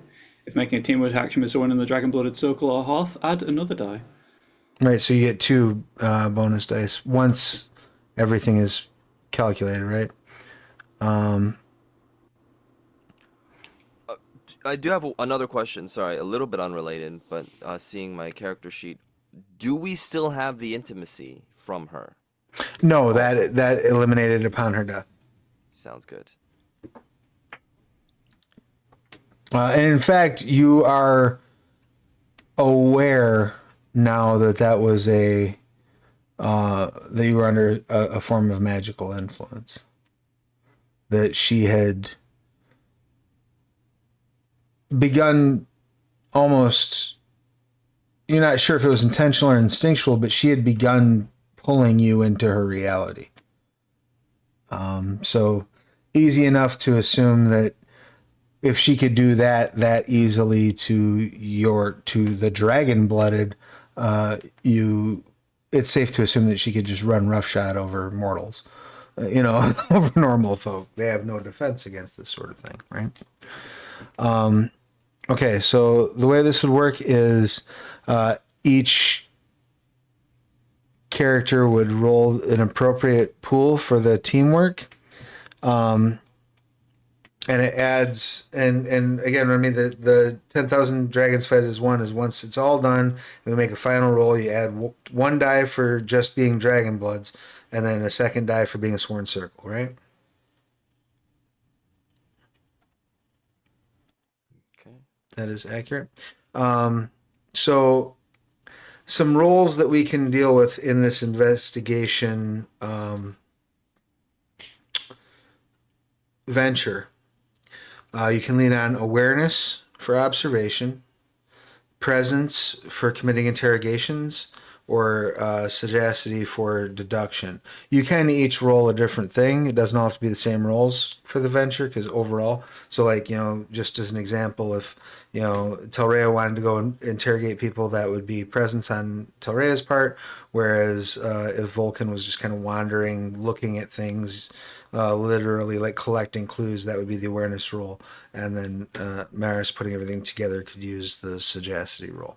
I'm gonna say this venture will take 1 day per roll, and basically allow you to do that. You're going to be looking at, are there any advantages that we can try to lever here? Do you have any sort of, you have official authority, so that will allow you access, basically free access to everyone. So you can claim 3 bonus successes on up to 2 rolls. Okay. Makes sense? Beautiful. So what would Telrea like to add to the investigation venture? Yeah, I think it would make sense for me to chat with people, try to get the inside scoop, see if anybody remembers anything. All right. Now, because of the obstacles of this, all of the rolls of this venture are going to be made at difficulty 6, because evidence was destroyed. Literally, reality has changed. So again, if you have, throughout the entirety of the venture, 2 times you can pull 3 bonus successes. I'm willing to let you wait till after you've rolled the dice to decide if you're going to pull those bonus successes or not. And we can go the full course before we add our bonus dice to one of the rolls. Make sense? So that way we can all accurately give you the best advantage. So Telrea, then you would be rolling a presence, and what attribute would you like to pair that with? Finesse? Go for it.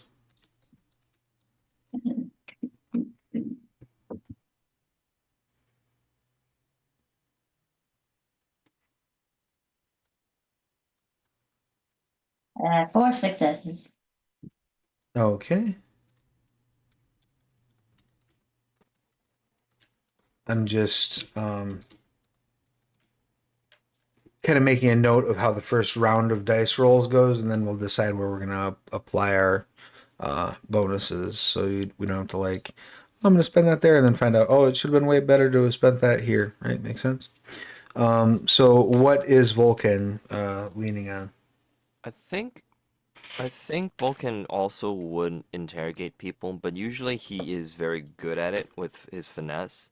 But his mind is still kind of very much wandering from all of the reality breaking that's been happening. And even though Maris has mentioned something about, if it happens, it happens, and we'll just deal with it then, uh, I can't shake the feeling of wanting to prevent something from happening. So it's out of fortitude that I'm kind of going through the paces of interrogating people, because I'm just listening in and listening to what people say, but I am not anywhere as present to be kind of as like kind of finessing and charismatic that way. I love it, and I love the description of it. So I have 2 stunt dice. Okay.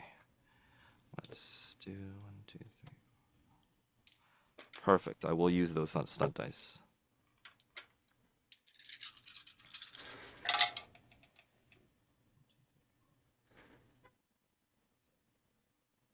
Nine successes. Excellent. And what would Maris like to do? Absolutely, just the deduction. Put all of the information together that has been collated. I would dearly love to make some kind of BS argument about how my battle group helps me with this because I get 3 additional successes to the roll, but it's not really a mental thing that they're good at. Right, that's fair. That's fair. So I mean, it's still 9 dice. Sorry, 11 dice because I have that banked stun from earlier. Sure. Um, Let her rip. so we'll see how it goes as I do the full-on like conspiracy board red thread. Not mind palace, like physically assemble this. Of course. You've got like so little miniatures that you're moving around on a board. Absolutely, and explaining everything, just like thinking things through in excruciating detail so that people walk into the room and then just turn around and leave immediately. My question though is, if you've laid out the city in miniature, are you running around the room like Tim Curry at the end of Clue while you Absolutely. Absolutely reenacting everything that has happened to this place over the last few weeks. There's like a time lapse of the little tokens that he's been moving around throughout the entire. Perfect. Oh, goodness. So before adding any additional successes, because I don't think those have been spent yet. They have not been spent yet. So I'm currently at 6 successes. Okay. So where we're at now is, because you've got the two dice that you can add at the end of the teamwork action because of the Dragon Bloods. My recommendation is we hand those to Telrea because Telrea still hasn't beat the base target because the difficulty is 6. So Telrea, go ahead and roll 2 more dice and see what we get out of those.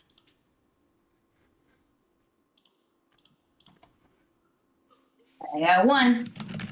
Excellent. And now, so you're at 5, which is still a little bit below. And Maris, you're only at the base. So if you want, we could drop 3 successes on each of those rolls because we have the 3 floating successes due to your authority as Dragon Bloods. So that brings us up to 8. That brings us up to 9. So we have this is our day 1 totals. So that is, we're only counting the successes that come above the difficulty. So you got 2, 3, 4, 5, 6, 7, 8 successes in total of information that you were able to piece together. It takes you about a day to do this investigation. You know, going around speaking to folks, bringing that information that you gather back to Maris, bringing whatever physical evidence you can gather back to Maris. Because some things, though they were changed, still had a effect to them, right? So anything that anyone wrote, for example, during the time, would have shifted back into the regular script, but contained its original text. So perhaps a few people had written like a letter to a loved one, or even just like notes for inventory, things like that. Any little bit of that might hold a clue. So all this has been sort of gathered over the course of a day. And what you have come to understand is that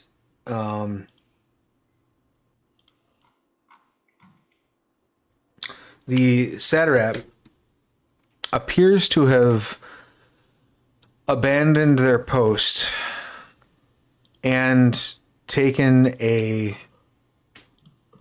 significant amount of the ships with them.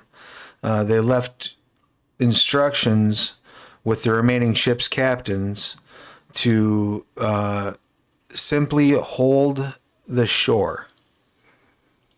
They basically said House Pelops is not currently concerned with what happens on this island. Our concerns lie elsewhere. Things are about to get rough. Make sure that the shore is defended. We'll clean up whatever mess is left when we get back.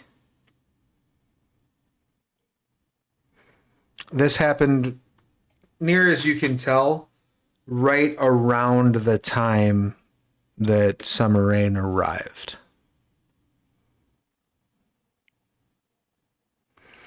Now, because of the number of successes you have, I will allow you, as a group, 6 clarifying or expanding questions that you'd like to ask about your findings. These may be directly related to the satrap, or it may be related to other side curiosities about what happened during this time. So, do you have any questions as a group you'd like to prioritize, or anything that springs to mind?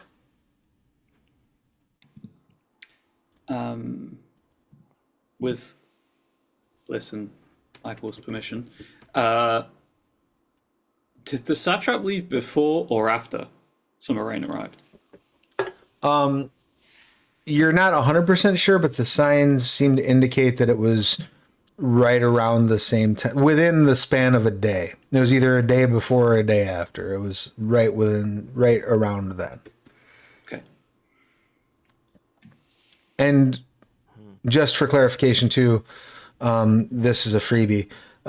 Summer Rain did not drop into the capital city and that level of like there was a buildup of over time of slowly sort of bringing things into her reality.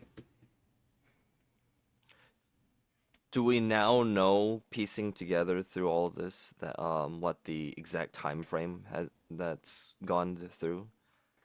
From her arrival has been 9 weeks. So just a little over 2 months.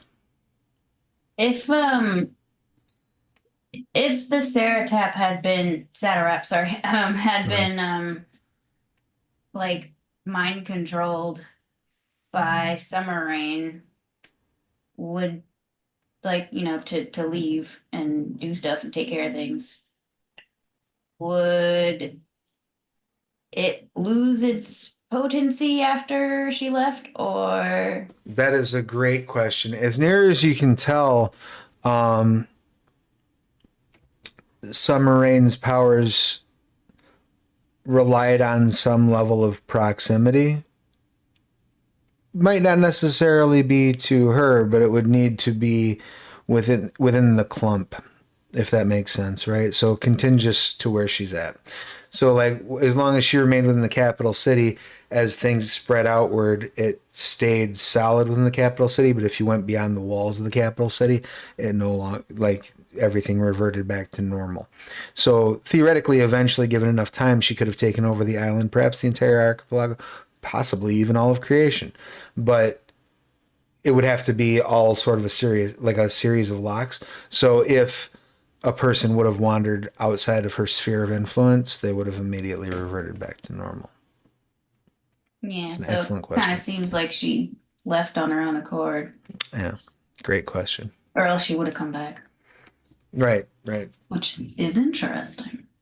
Very, very. That leaves you with, what did I say? I told you got 3 more. I'm fine with having one each if you guys still have a question to ask. I think if it's possible to frame my question in kind of like almost a way for me to ask like one of the the portmaster after the revelation is more so that now that we know that the satrap uh was the one that ordered it. Using this information, could I gather whether or not the portmaster knew the actual truth, or he was lied to, and not that he was lying to us? As near as you can tell, the portmaster was being treated as a mushroom. They were left in the dark and fed shit. They have no idea what's going on. They're completely clueless functionary. Okay. Sounds good.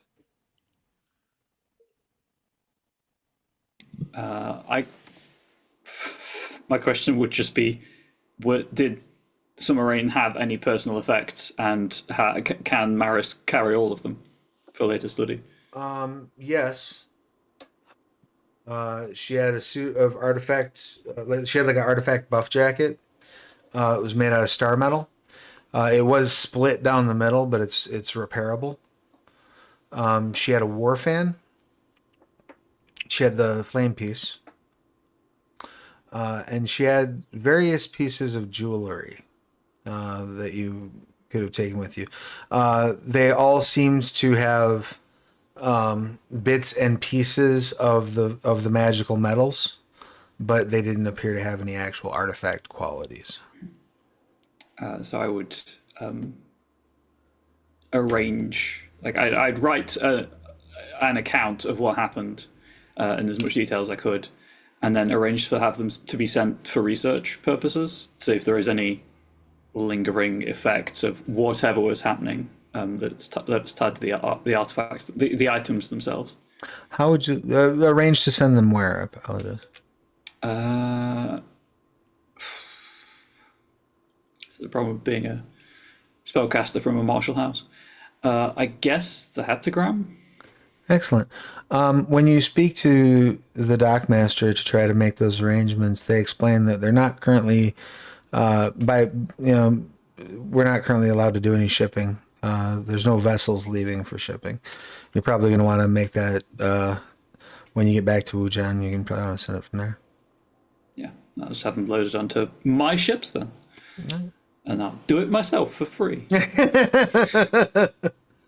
Excellent. And then I guess the last question, unless anyone else has anything else to offer, goes to Telrea. Final question that you have? Or you can also pass it on if you don't have anything you want to ask. Yeah. Do we know where Summer Rain came from and why? As near as you can tell, based on the accounts that you're able to piece together, Summer Rain appeared in the tavern that you had been sent to. One day, just seemingly out of nowhere. No one seems to recall her entering. No one seems to recall. Just one moment she was there, the next minute. Or one moment she wasn't there, the next moment she was. No one seems to be able to piece together where she came from. But as near as you can tell, given her claims, the closest working theory that you're able to put together is that she is from some alternate reality, some other creation where events took place differently. And for whatever reason, her thread in the loom of fate was entangled in this version of creation. And it was at like the same time that she got here that Ravina left. Yeah, like within a day. I wonder what came first. Yeah, you're not quite sure. And it could be, as far as you've been able to put together from your investigations, there's no direct link. It seems to be literal coincidence. Though, it's not unreasonable to assume that the satrap's abandoning of her post might have been the inciting event that pulled Summer Rain into this creation. Yeah. Interesting. Okay. Kind of kicking myself for not asking about the satrap's affairs. Well, But if you would, You and me both. if you would like, though, I mean, this was your first day of investigation. So if you would like, you can spend another day of investigating and do the same process again. You can repeat this venture as long as you would like. So if there are other questions that this has triggered for you, I'll absolutely let you spend another day digging into info. I, as Maris, would definitely, now that we've discovered that nothing apparently untoward has occurred to the satrap, would put forward an investigation into the satrap's affairs to see if we could just figure out where she Yeah.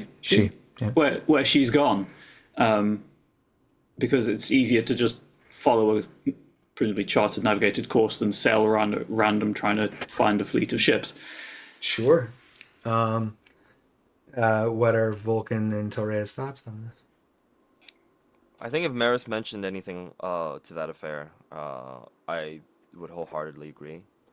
And I'm just kind of, but then, like I said, I'm still kind of like out of it a little bit, still thinking upon the possibilities, and you know, when reality kind of splits, it kind of fucks with you. I'll just say it, and especially for someone with someone like Vulcan backstory, haha. So it'll take a bit. So it's almost as if like throughout the entire venture he just kind of takes a back seat and just goes through the kind of steps, and that's it. Goes through the motions. All right. It's the opposite for Maris. He's very much throwing himself almost too much into this to process, and also obviously passing the buck slightly by saying, "Hey, here all weird stuff happened. Here's the stuff from it. You deal with it." Sure. Well, in that case, do you want to all engage in the same things as the same roles as you had before? I think Yeah. I think I could probably maybe try to get the spy network involved in this, right? You 'Cause absolutely can. we need to know where she went, and it's been a while, so we can't exactly just like send off a bird and like try to spy from Yeah, a bird's eye view. you can So we might have to absolutely use actual spies. grab your spy network. I love it. Let's do it. Let me just look up and see. And what rating is that spy network? Was it your primary, tertiary? It's my tertiary. Yeah. Okay, excellent, cool. Um,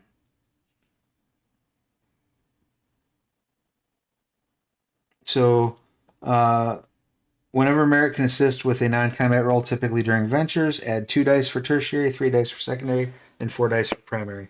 So yes, you can absolutely claim the benefit of your spy network as 2 extra dice. And then you were going to go ahead and make your, I believe, what was it? We had talked about a presence. Yeah, it was presents before. And finesse. Beautiful. Yeah, go ahead and go ahead and give me that presence finesse roll. And then you have a bonus of 2 dice. And I'm gonna go ahead and give you 2 stunt dice as well, because I think that was a good integration of the use of stuff and a nice leap. So you can bank those or you can use them. It's up to you. I'm using them. Okay, 1, 2, 3, 4, 5, 6 successes. Excellent.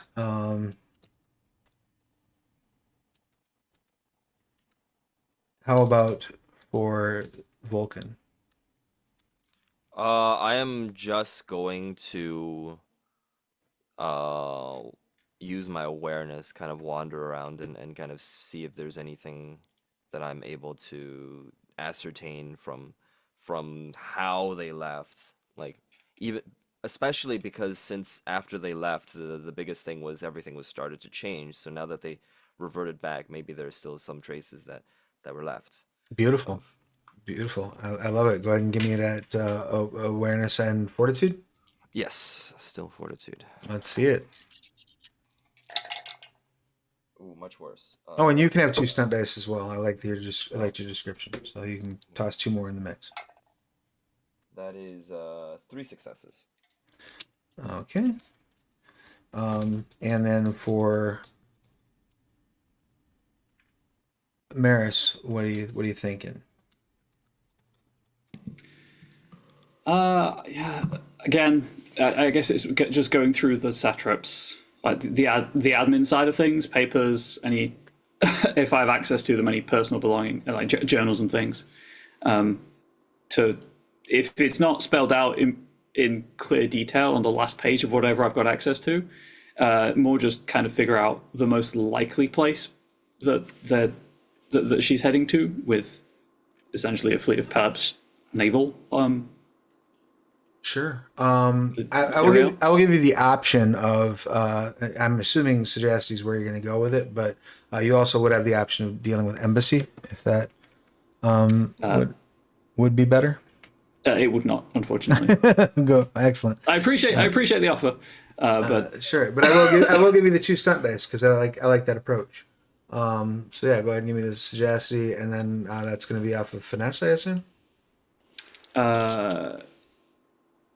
fortitude is better for me, but I'm happy to roll finesse. No, if you fortitude's prefer. fine because it's the having the stamina to dig through like papers after A lot of papers. information to read patiently. Yes. As with last time, I'm going to have to re-roll a fail, so That's fine. I don't have enough dice.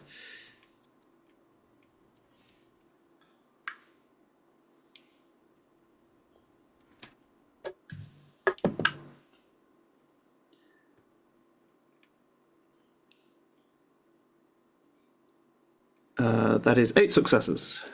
Excellent. All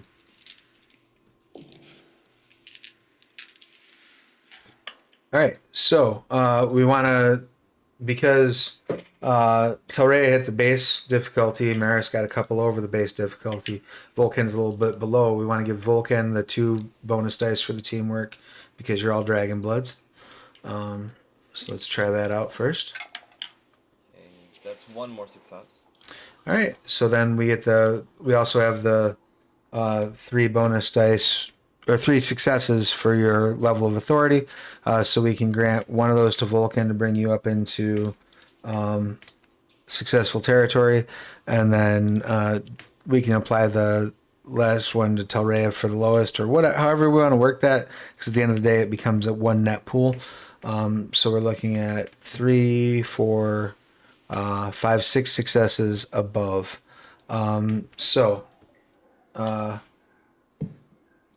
You discover the satrap left based on orders that they received coming out of Wujian.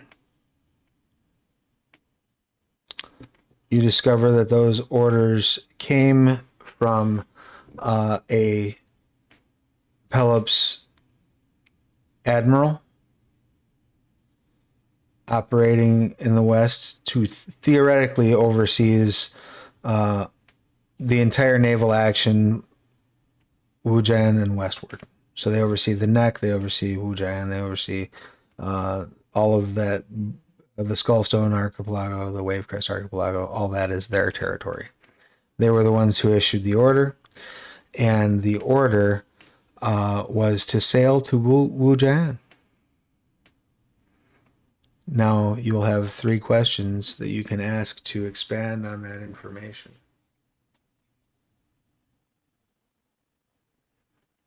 Does anything spring to mind, Maris?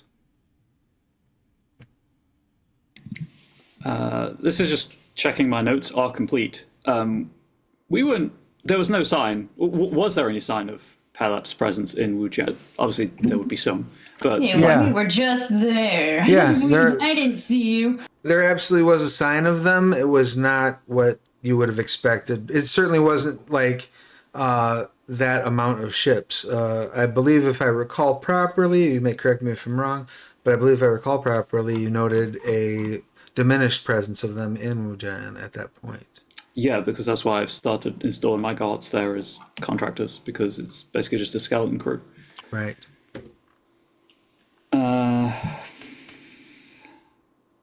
It was as if they perhaps may have moved forth to some sort of rendezvous point.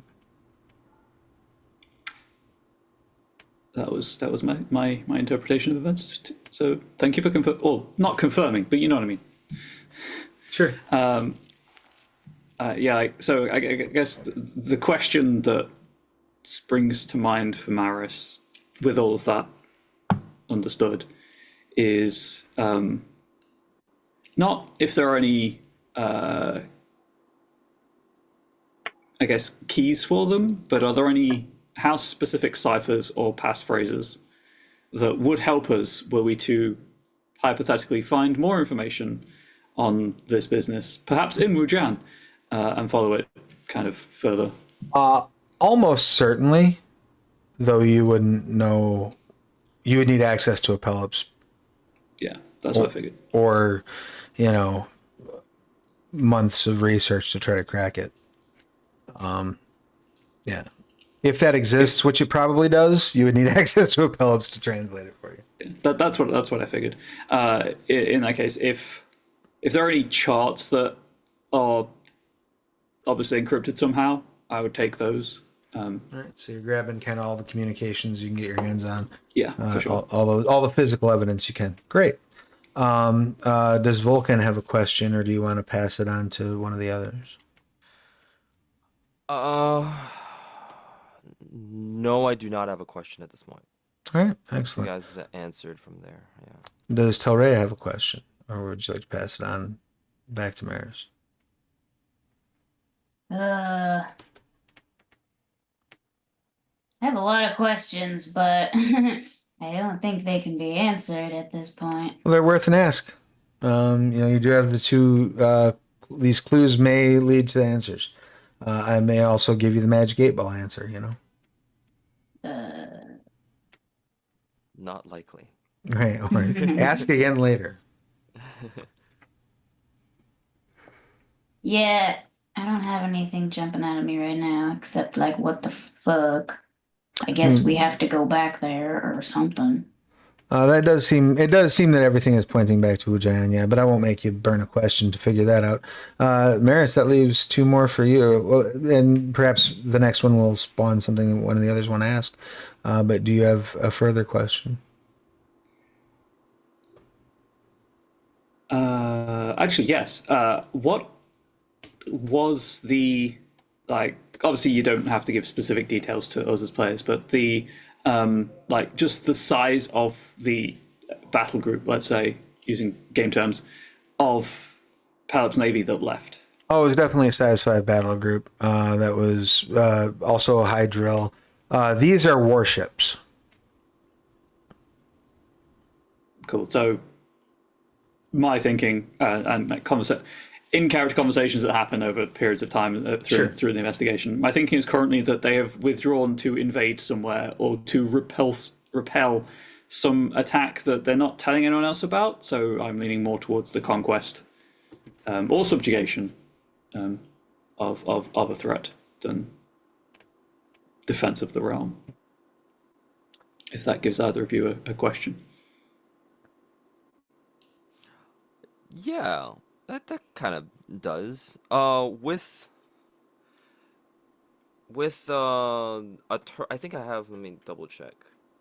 Yeah, with tertiary contacts in tow, just kind of having kind of a little bit of a network back home in that sense. Before we came on to the Wyld hunt, were there any sort of mentions of any sort of potential uprisings or conquests that were happening in the West? You heard a rumor, one that you, in fact, dismissed almost out of hand, that tensions between Pelops and Vanith have reached a fever pitch, and that some of your contacts are concerned that as a result of those, Pelops may make a move against House Vanith to rob them of their merchant marine holdings. I kind of mentioned that rumor to the group. Almost like just a little pause as I finish saying it, and just the size of their fleet would make sense. What does Wujan have anything to do with Neef? It's stuff. It's a staging point. Exactly. Oh. Either or. Yeah, you would also all know that Vanith uses Wujan as their basically their home base of operations for mercantile sailing in the West. So all the merchant ships eventually swing back around there. It looks like we're done here then. We need to go back to Wujan as soon as we can. Yep. And with that, I just will remind you the prospect of one house attacking another house on that scale could be the powder keg that ignites a realm civil war. And with that beautiful, wonderful, fuzzy thought, that's where we'll wrap things up for this session. Any, Could I do one tiny thing? Sure, what's up? Prince of the Earth allows me to select one merit, treat it as though I had a rating tertiary at this essence Yes. level. Yes. This is entirely like I'm not expecting you to okay this. It'd be cool if you do, and you'll go up in my estimation. No, you're. I'm not doing emotional blackmail. Could I, hypothetically, claim a tertiary ally merit as like a minor functionary, someone that has is happy that we've saved the city and is willing to put a good word in with the Feathered King, and start making inroads here into not directly like challenging Palab's rule, because the problem here is right now that there's a lot of challenging rule going on, but maybe getting a foot in the door as I have in Wujian with getting Right, just saying like, Tepet support. listen, if things go sideways, I want you to remember the house Tepet did you nicely. Exactly. Yeah, absolutely. I would absolutely allow that. Fantastic. Beautiful. I love that. That is awesome. Very Godfather-esque of you, but okay. You know. I love it. I was like, it only lasts for a session, but that's the merit, the goodwill that incurs could Right. last longer. That could come in handy far down the road. So let me just take a look real quick about handing out your milestones. And we will start with everybody's aspect. So at an air aspect, did you take an action toward furthering a long-term goal? I would say you did. Right? I mean, that last BS was definitely that. Certainly. So you may absolutely take an exalt milestone. Our water aspect. Did you adapt your plans to accommodate a significant change of circumstances? I would argue that did in fact happen when No cover, create tree. When in doubt, armor turret. absolutely, absolutely. And furthermore, you switched footing from a battle footing. You could have just fucked off and left. And instead, you were like, no, let's solve this problem that's in this wake here. Like, your job as the Wyld Hunt was to kill her. You could have just been like, well, job done. Hopped on the boat and gone home. You know what I mean? Yep. And you did not. So you may take an exalt milestone for that. And you're wood. Is that correct, Vulcan? Yes.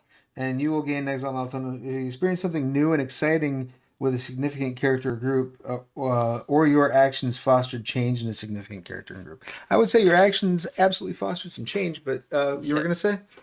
I was gonna actually mention that besides the specific change, actually no, as an exalt, yeah, that would be the big one that I would say, and also experiencing just the whole reality shifting stuff kind of opens up another realm of experience, or like kind of like possibilities for Vulcan. Yeah, absolutely. It certainly messed with your mind, and you certainly played that well. Yeah. So I would say that it counts as an exalt milestone. Congratulations. You may all gain a minor milestone because you have completed the adventure. You took out the threat. Wyld Hunt completed. Have a milestone. I would also say that counts as. Well, we're not. Yeah, I guess we've furthered the narrative progression. We've flipped the script. We've completed story arc 1. So that also will count for a major milestone. You may all take one of those. Cool, cool. And then personal milestones. Was there anything personally important or just cool that didn't have an effect on the overall narrative arc, but was just kind of neat that you would feel merits a personal milestone? We'll start with Telrea. Anything that you thought that you did that was exceptionally cool, neat, fun, a good moment for you, something that was where you were particularly proud of the character, or you felt where you felt you were particularly challenged. I thought it was pretty cool that even though I'm usually arranged, like, sneaky, make sneaky pants, I was basically the tank. You were basically the tank. You were the rallying And I point. took some hits. Yeah, and you paid for it. Absolutely. You can take a personal milestone for that. That's very cool. How about Vulcan? Um, I mean, I would point into two of them. I would say the first thing is on ambition, and I think this is kind of revealing a little bit much, but on ambition, I feel like the the fact that Summer Rain was retelling something of a different reality as if it was true, but it really definitely existed, tells me that something could potentially be hidden there. Okay. So that's kind of where the ambition lies. But on the easier side of things, I just saw my ally get hit with a gun, and I swung and cut her in half, cut the person I mean, the perpetrator in half. you So you did deal a ridiculously powerful blow to your foe. But I think which it would be worthy of a personal milestone, but I'm going to award it to you for the deeper, more meaningful one. So go ahead and take that personal milestone. And then Maris, a personal milestone? I don't think I really did anything like stand out, I guess, personally. I'm going to award you a personal milestone for the because if for no other reason because I can see it perfectly animated in my head that the completion of the arrangement of like the slide back behind the tree to like you being behind their shoulders to the bear then filling the front like that to me was beautiful. I don't know if anybody else can picture it the way I picture it, but it's hilarious and there are speed lines, I assure you. So So I'll go ahead and give you a personal milestone for that. Thank you. And that, folks, is our game for this session. So, a couple quick things before we bounce out. I want to remind you that the Mythic Shards backer kit is going on right now. If you've not yet done so, please consider heading over to backer kit and picking that up. Right now, I believe we've unlocked another shard, so you can vote on it, or we're just on the verge of it, one of the two. But check that out. It's Alternate Realities for Scion. Very cool stuff. If you've enjoyed what we're playing, you can go pick up Exalted Essence over at Drive Through RPG. It is available in TOD and PDF, and it is coming very soon to your friendly local game store. Probably soon enough that I would imagine they can pre-order it. One way to find out, though, would be to go in and ask them. Ask around, see if they can get it sent to you, or get it ordered for you. It's a beautiful, beautiful book. I have a copy of it right here. If you backed it on BackerKit, you should have your copy either in your hands, or you should at least at this point have a tracking number. So that being said, there's also currently an AMA going on over on Reddit right now as we speak. I'm just trying to figure out where that AMA is at. I think it's a Story Path AMA, so I believe it is over at. I can put the link in Twitch chat if you want. Yeah, that'd be great. At the r/RPG community. Head over there for all your questions about Story Path or just about what Onyx Path is up to. And with that, let's go ahead and say our goodbyes to folks. If you could, let's do it in our reverse order. Ryan, please tell us who you are, what you do, who you're playing, your pronouns, their pronouns, and anything you'd like to promote. I'm Ryan, they, them. I was playing Tepet Maris, he, him. I'm a writer for Onyx Path, among other companies, and I stream here usually bi-weekly, but I'm snowed under with contracts right now, so I unfortunately will have to skip at least the next stream. But it's all available at youtube.com/@comradebubbles if you want to know how I go about writing community content, and hopefully that will help spur you in your creative writing endeavors. Or if you want to know how to do layout in Microsoft Word, that's a video I did. There's also a guide available on Storypath Nexus about doing such a thing. Indeed, and a well written guide as well. Just saying, go grab it up. That brings us then over to Michael. Your pertinence, please. I am Michael, he, they, played Cessus Volcan, he, him. I really need to write these things down because I keep forgetting everything that I do and what I want to say. But I am a composer, sound designer, voice actor, etc., etc. But we will, when it comes to actually finding me, well, I'm still restructuring. But once we get everything settled, I'll have a lot more to promote. But until then, keep your eyes out. Rock and roll. And last but never least, Bliss, your pertinence, please. Hello, I am Bliss Steele, she, her. I've been playing Cessus Telrea, also she, her. I play video games and TTRPGs on spicy sites. And to find out more about that, you can go to blisssteele.com if you are over 18 to find out what I'll next be doing soon next, because currently I am on vacation technically and I'll be back in September. Yeah. Well, and I once again love and appreciate that you're taking time out of your vacation to hang out with us. That is super cool of you, and it's always a joy to have you present. Your presence is a present. And speaking of people whose presents are a present, yours truly. My name is Travis. My pronoun. I can't even be cocky with a straight face. It's impossible for me to do it. But my name is Travis. My pronouns are he/they. When I'm not running games, I'm writing them.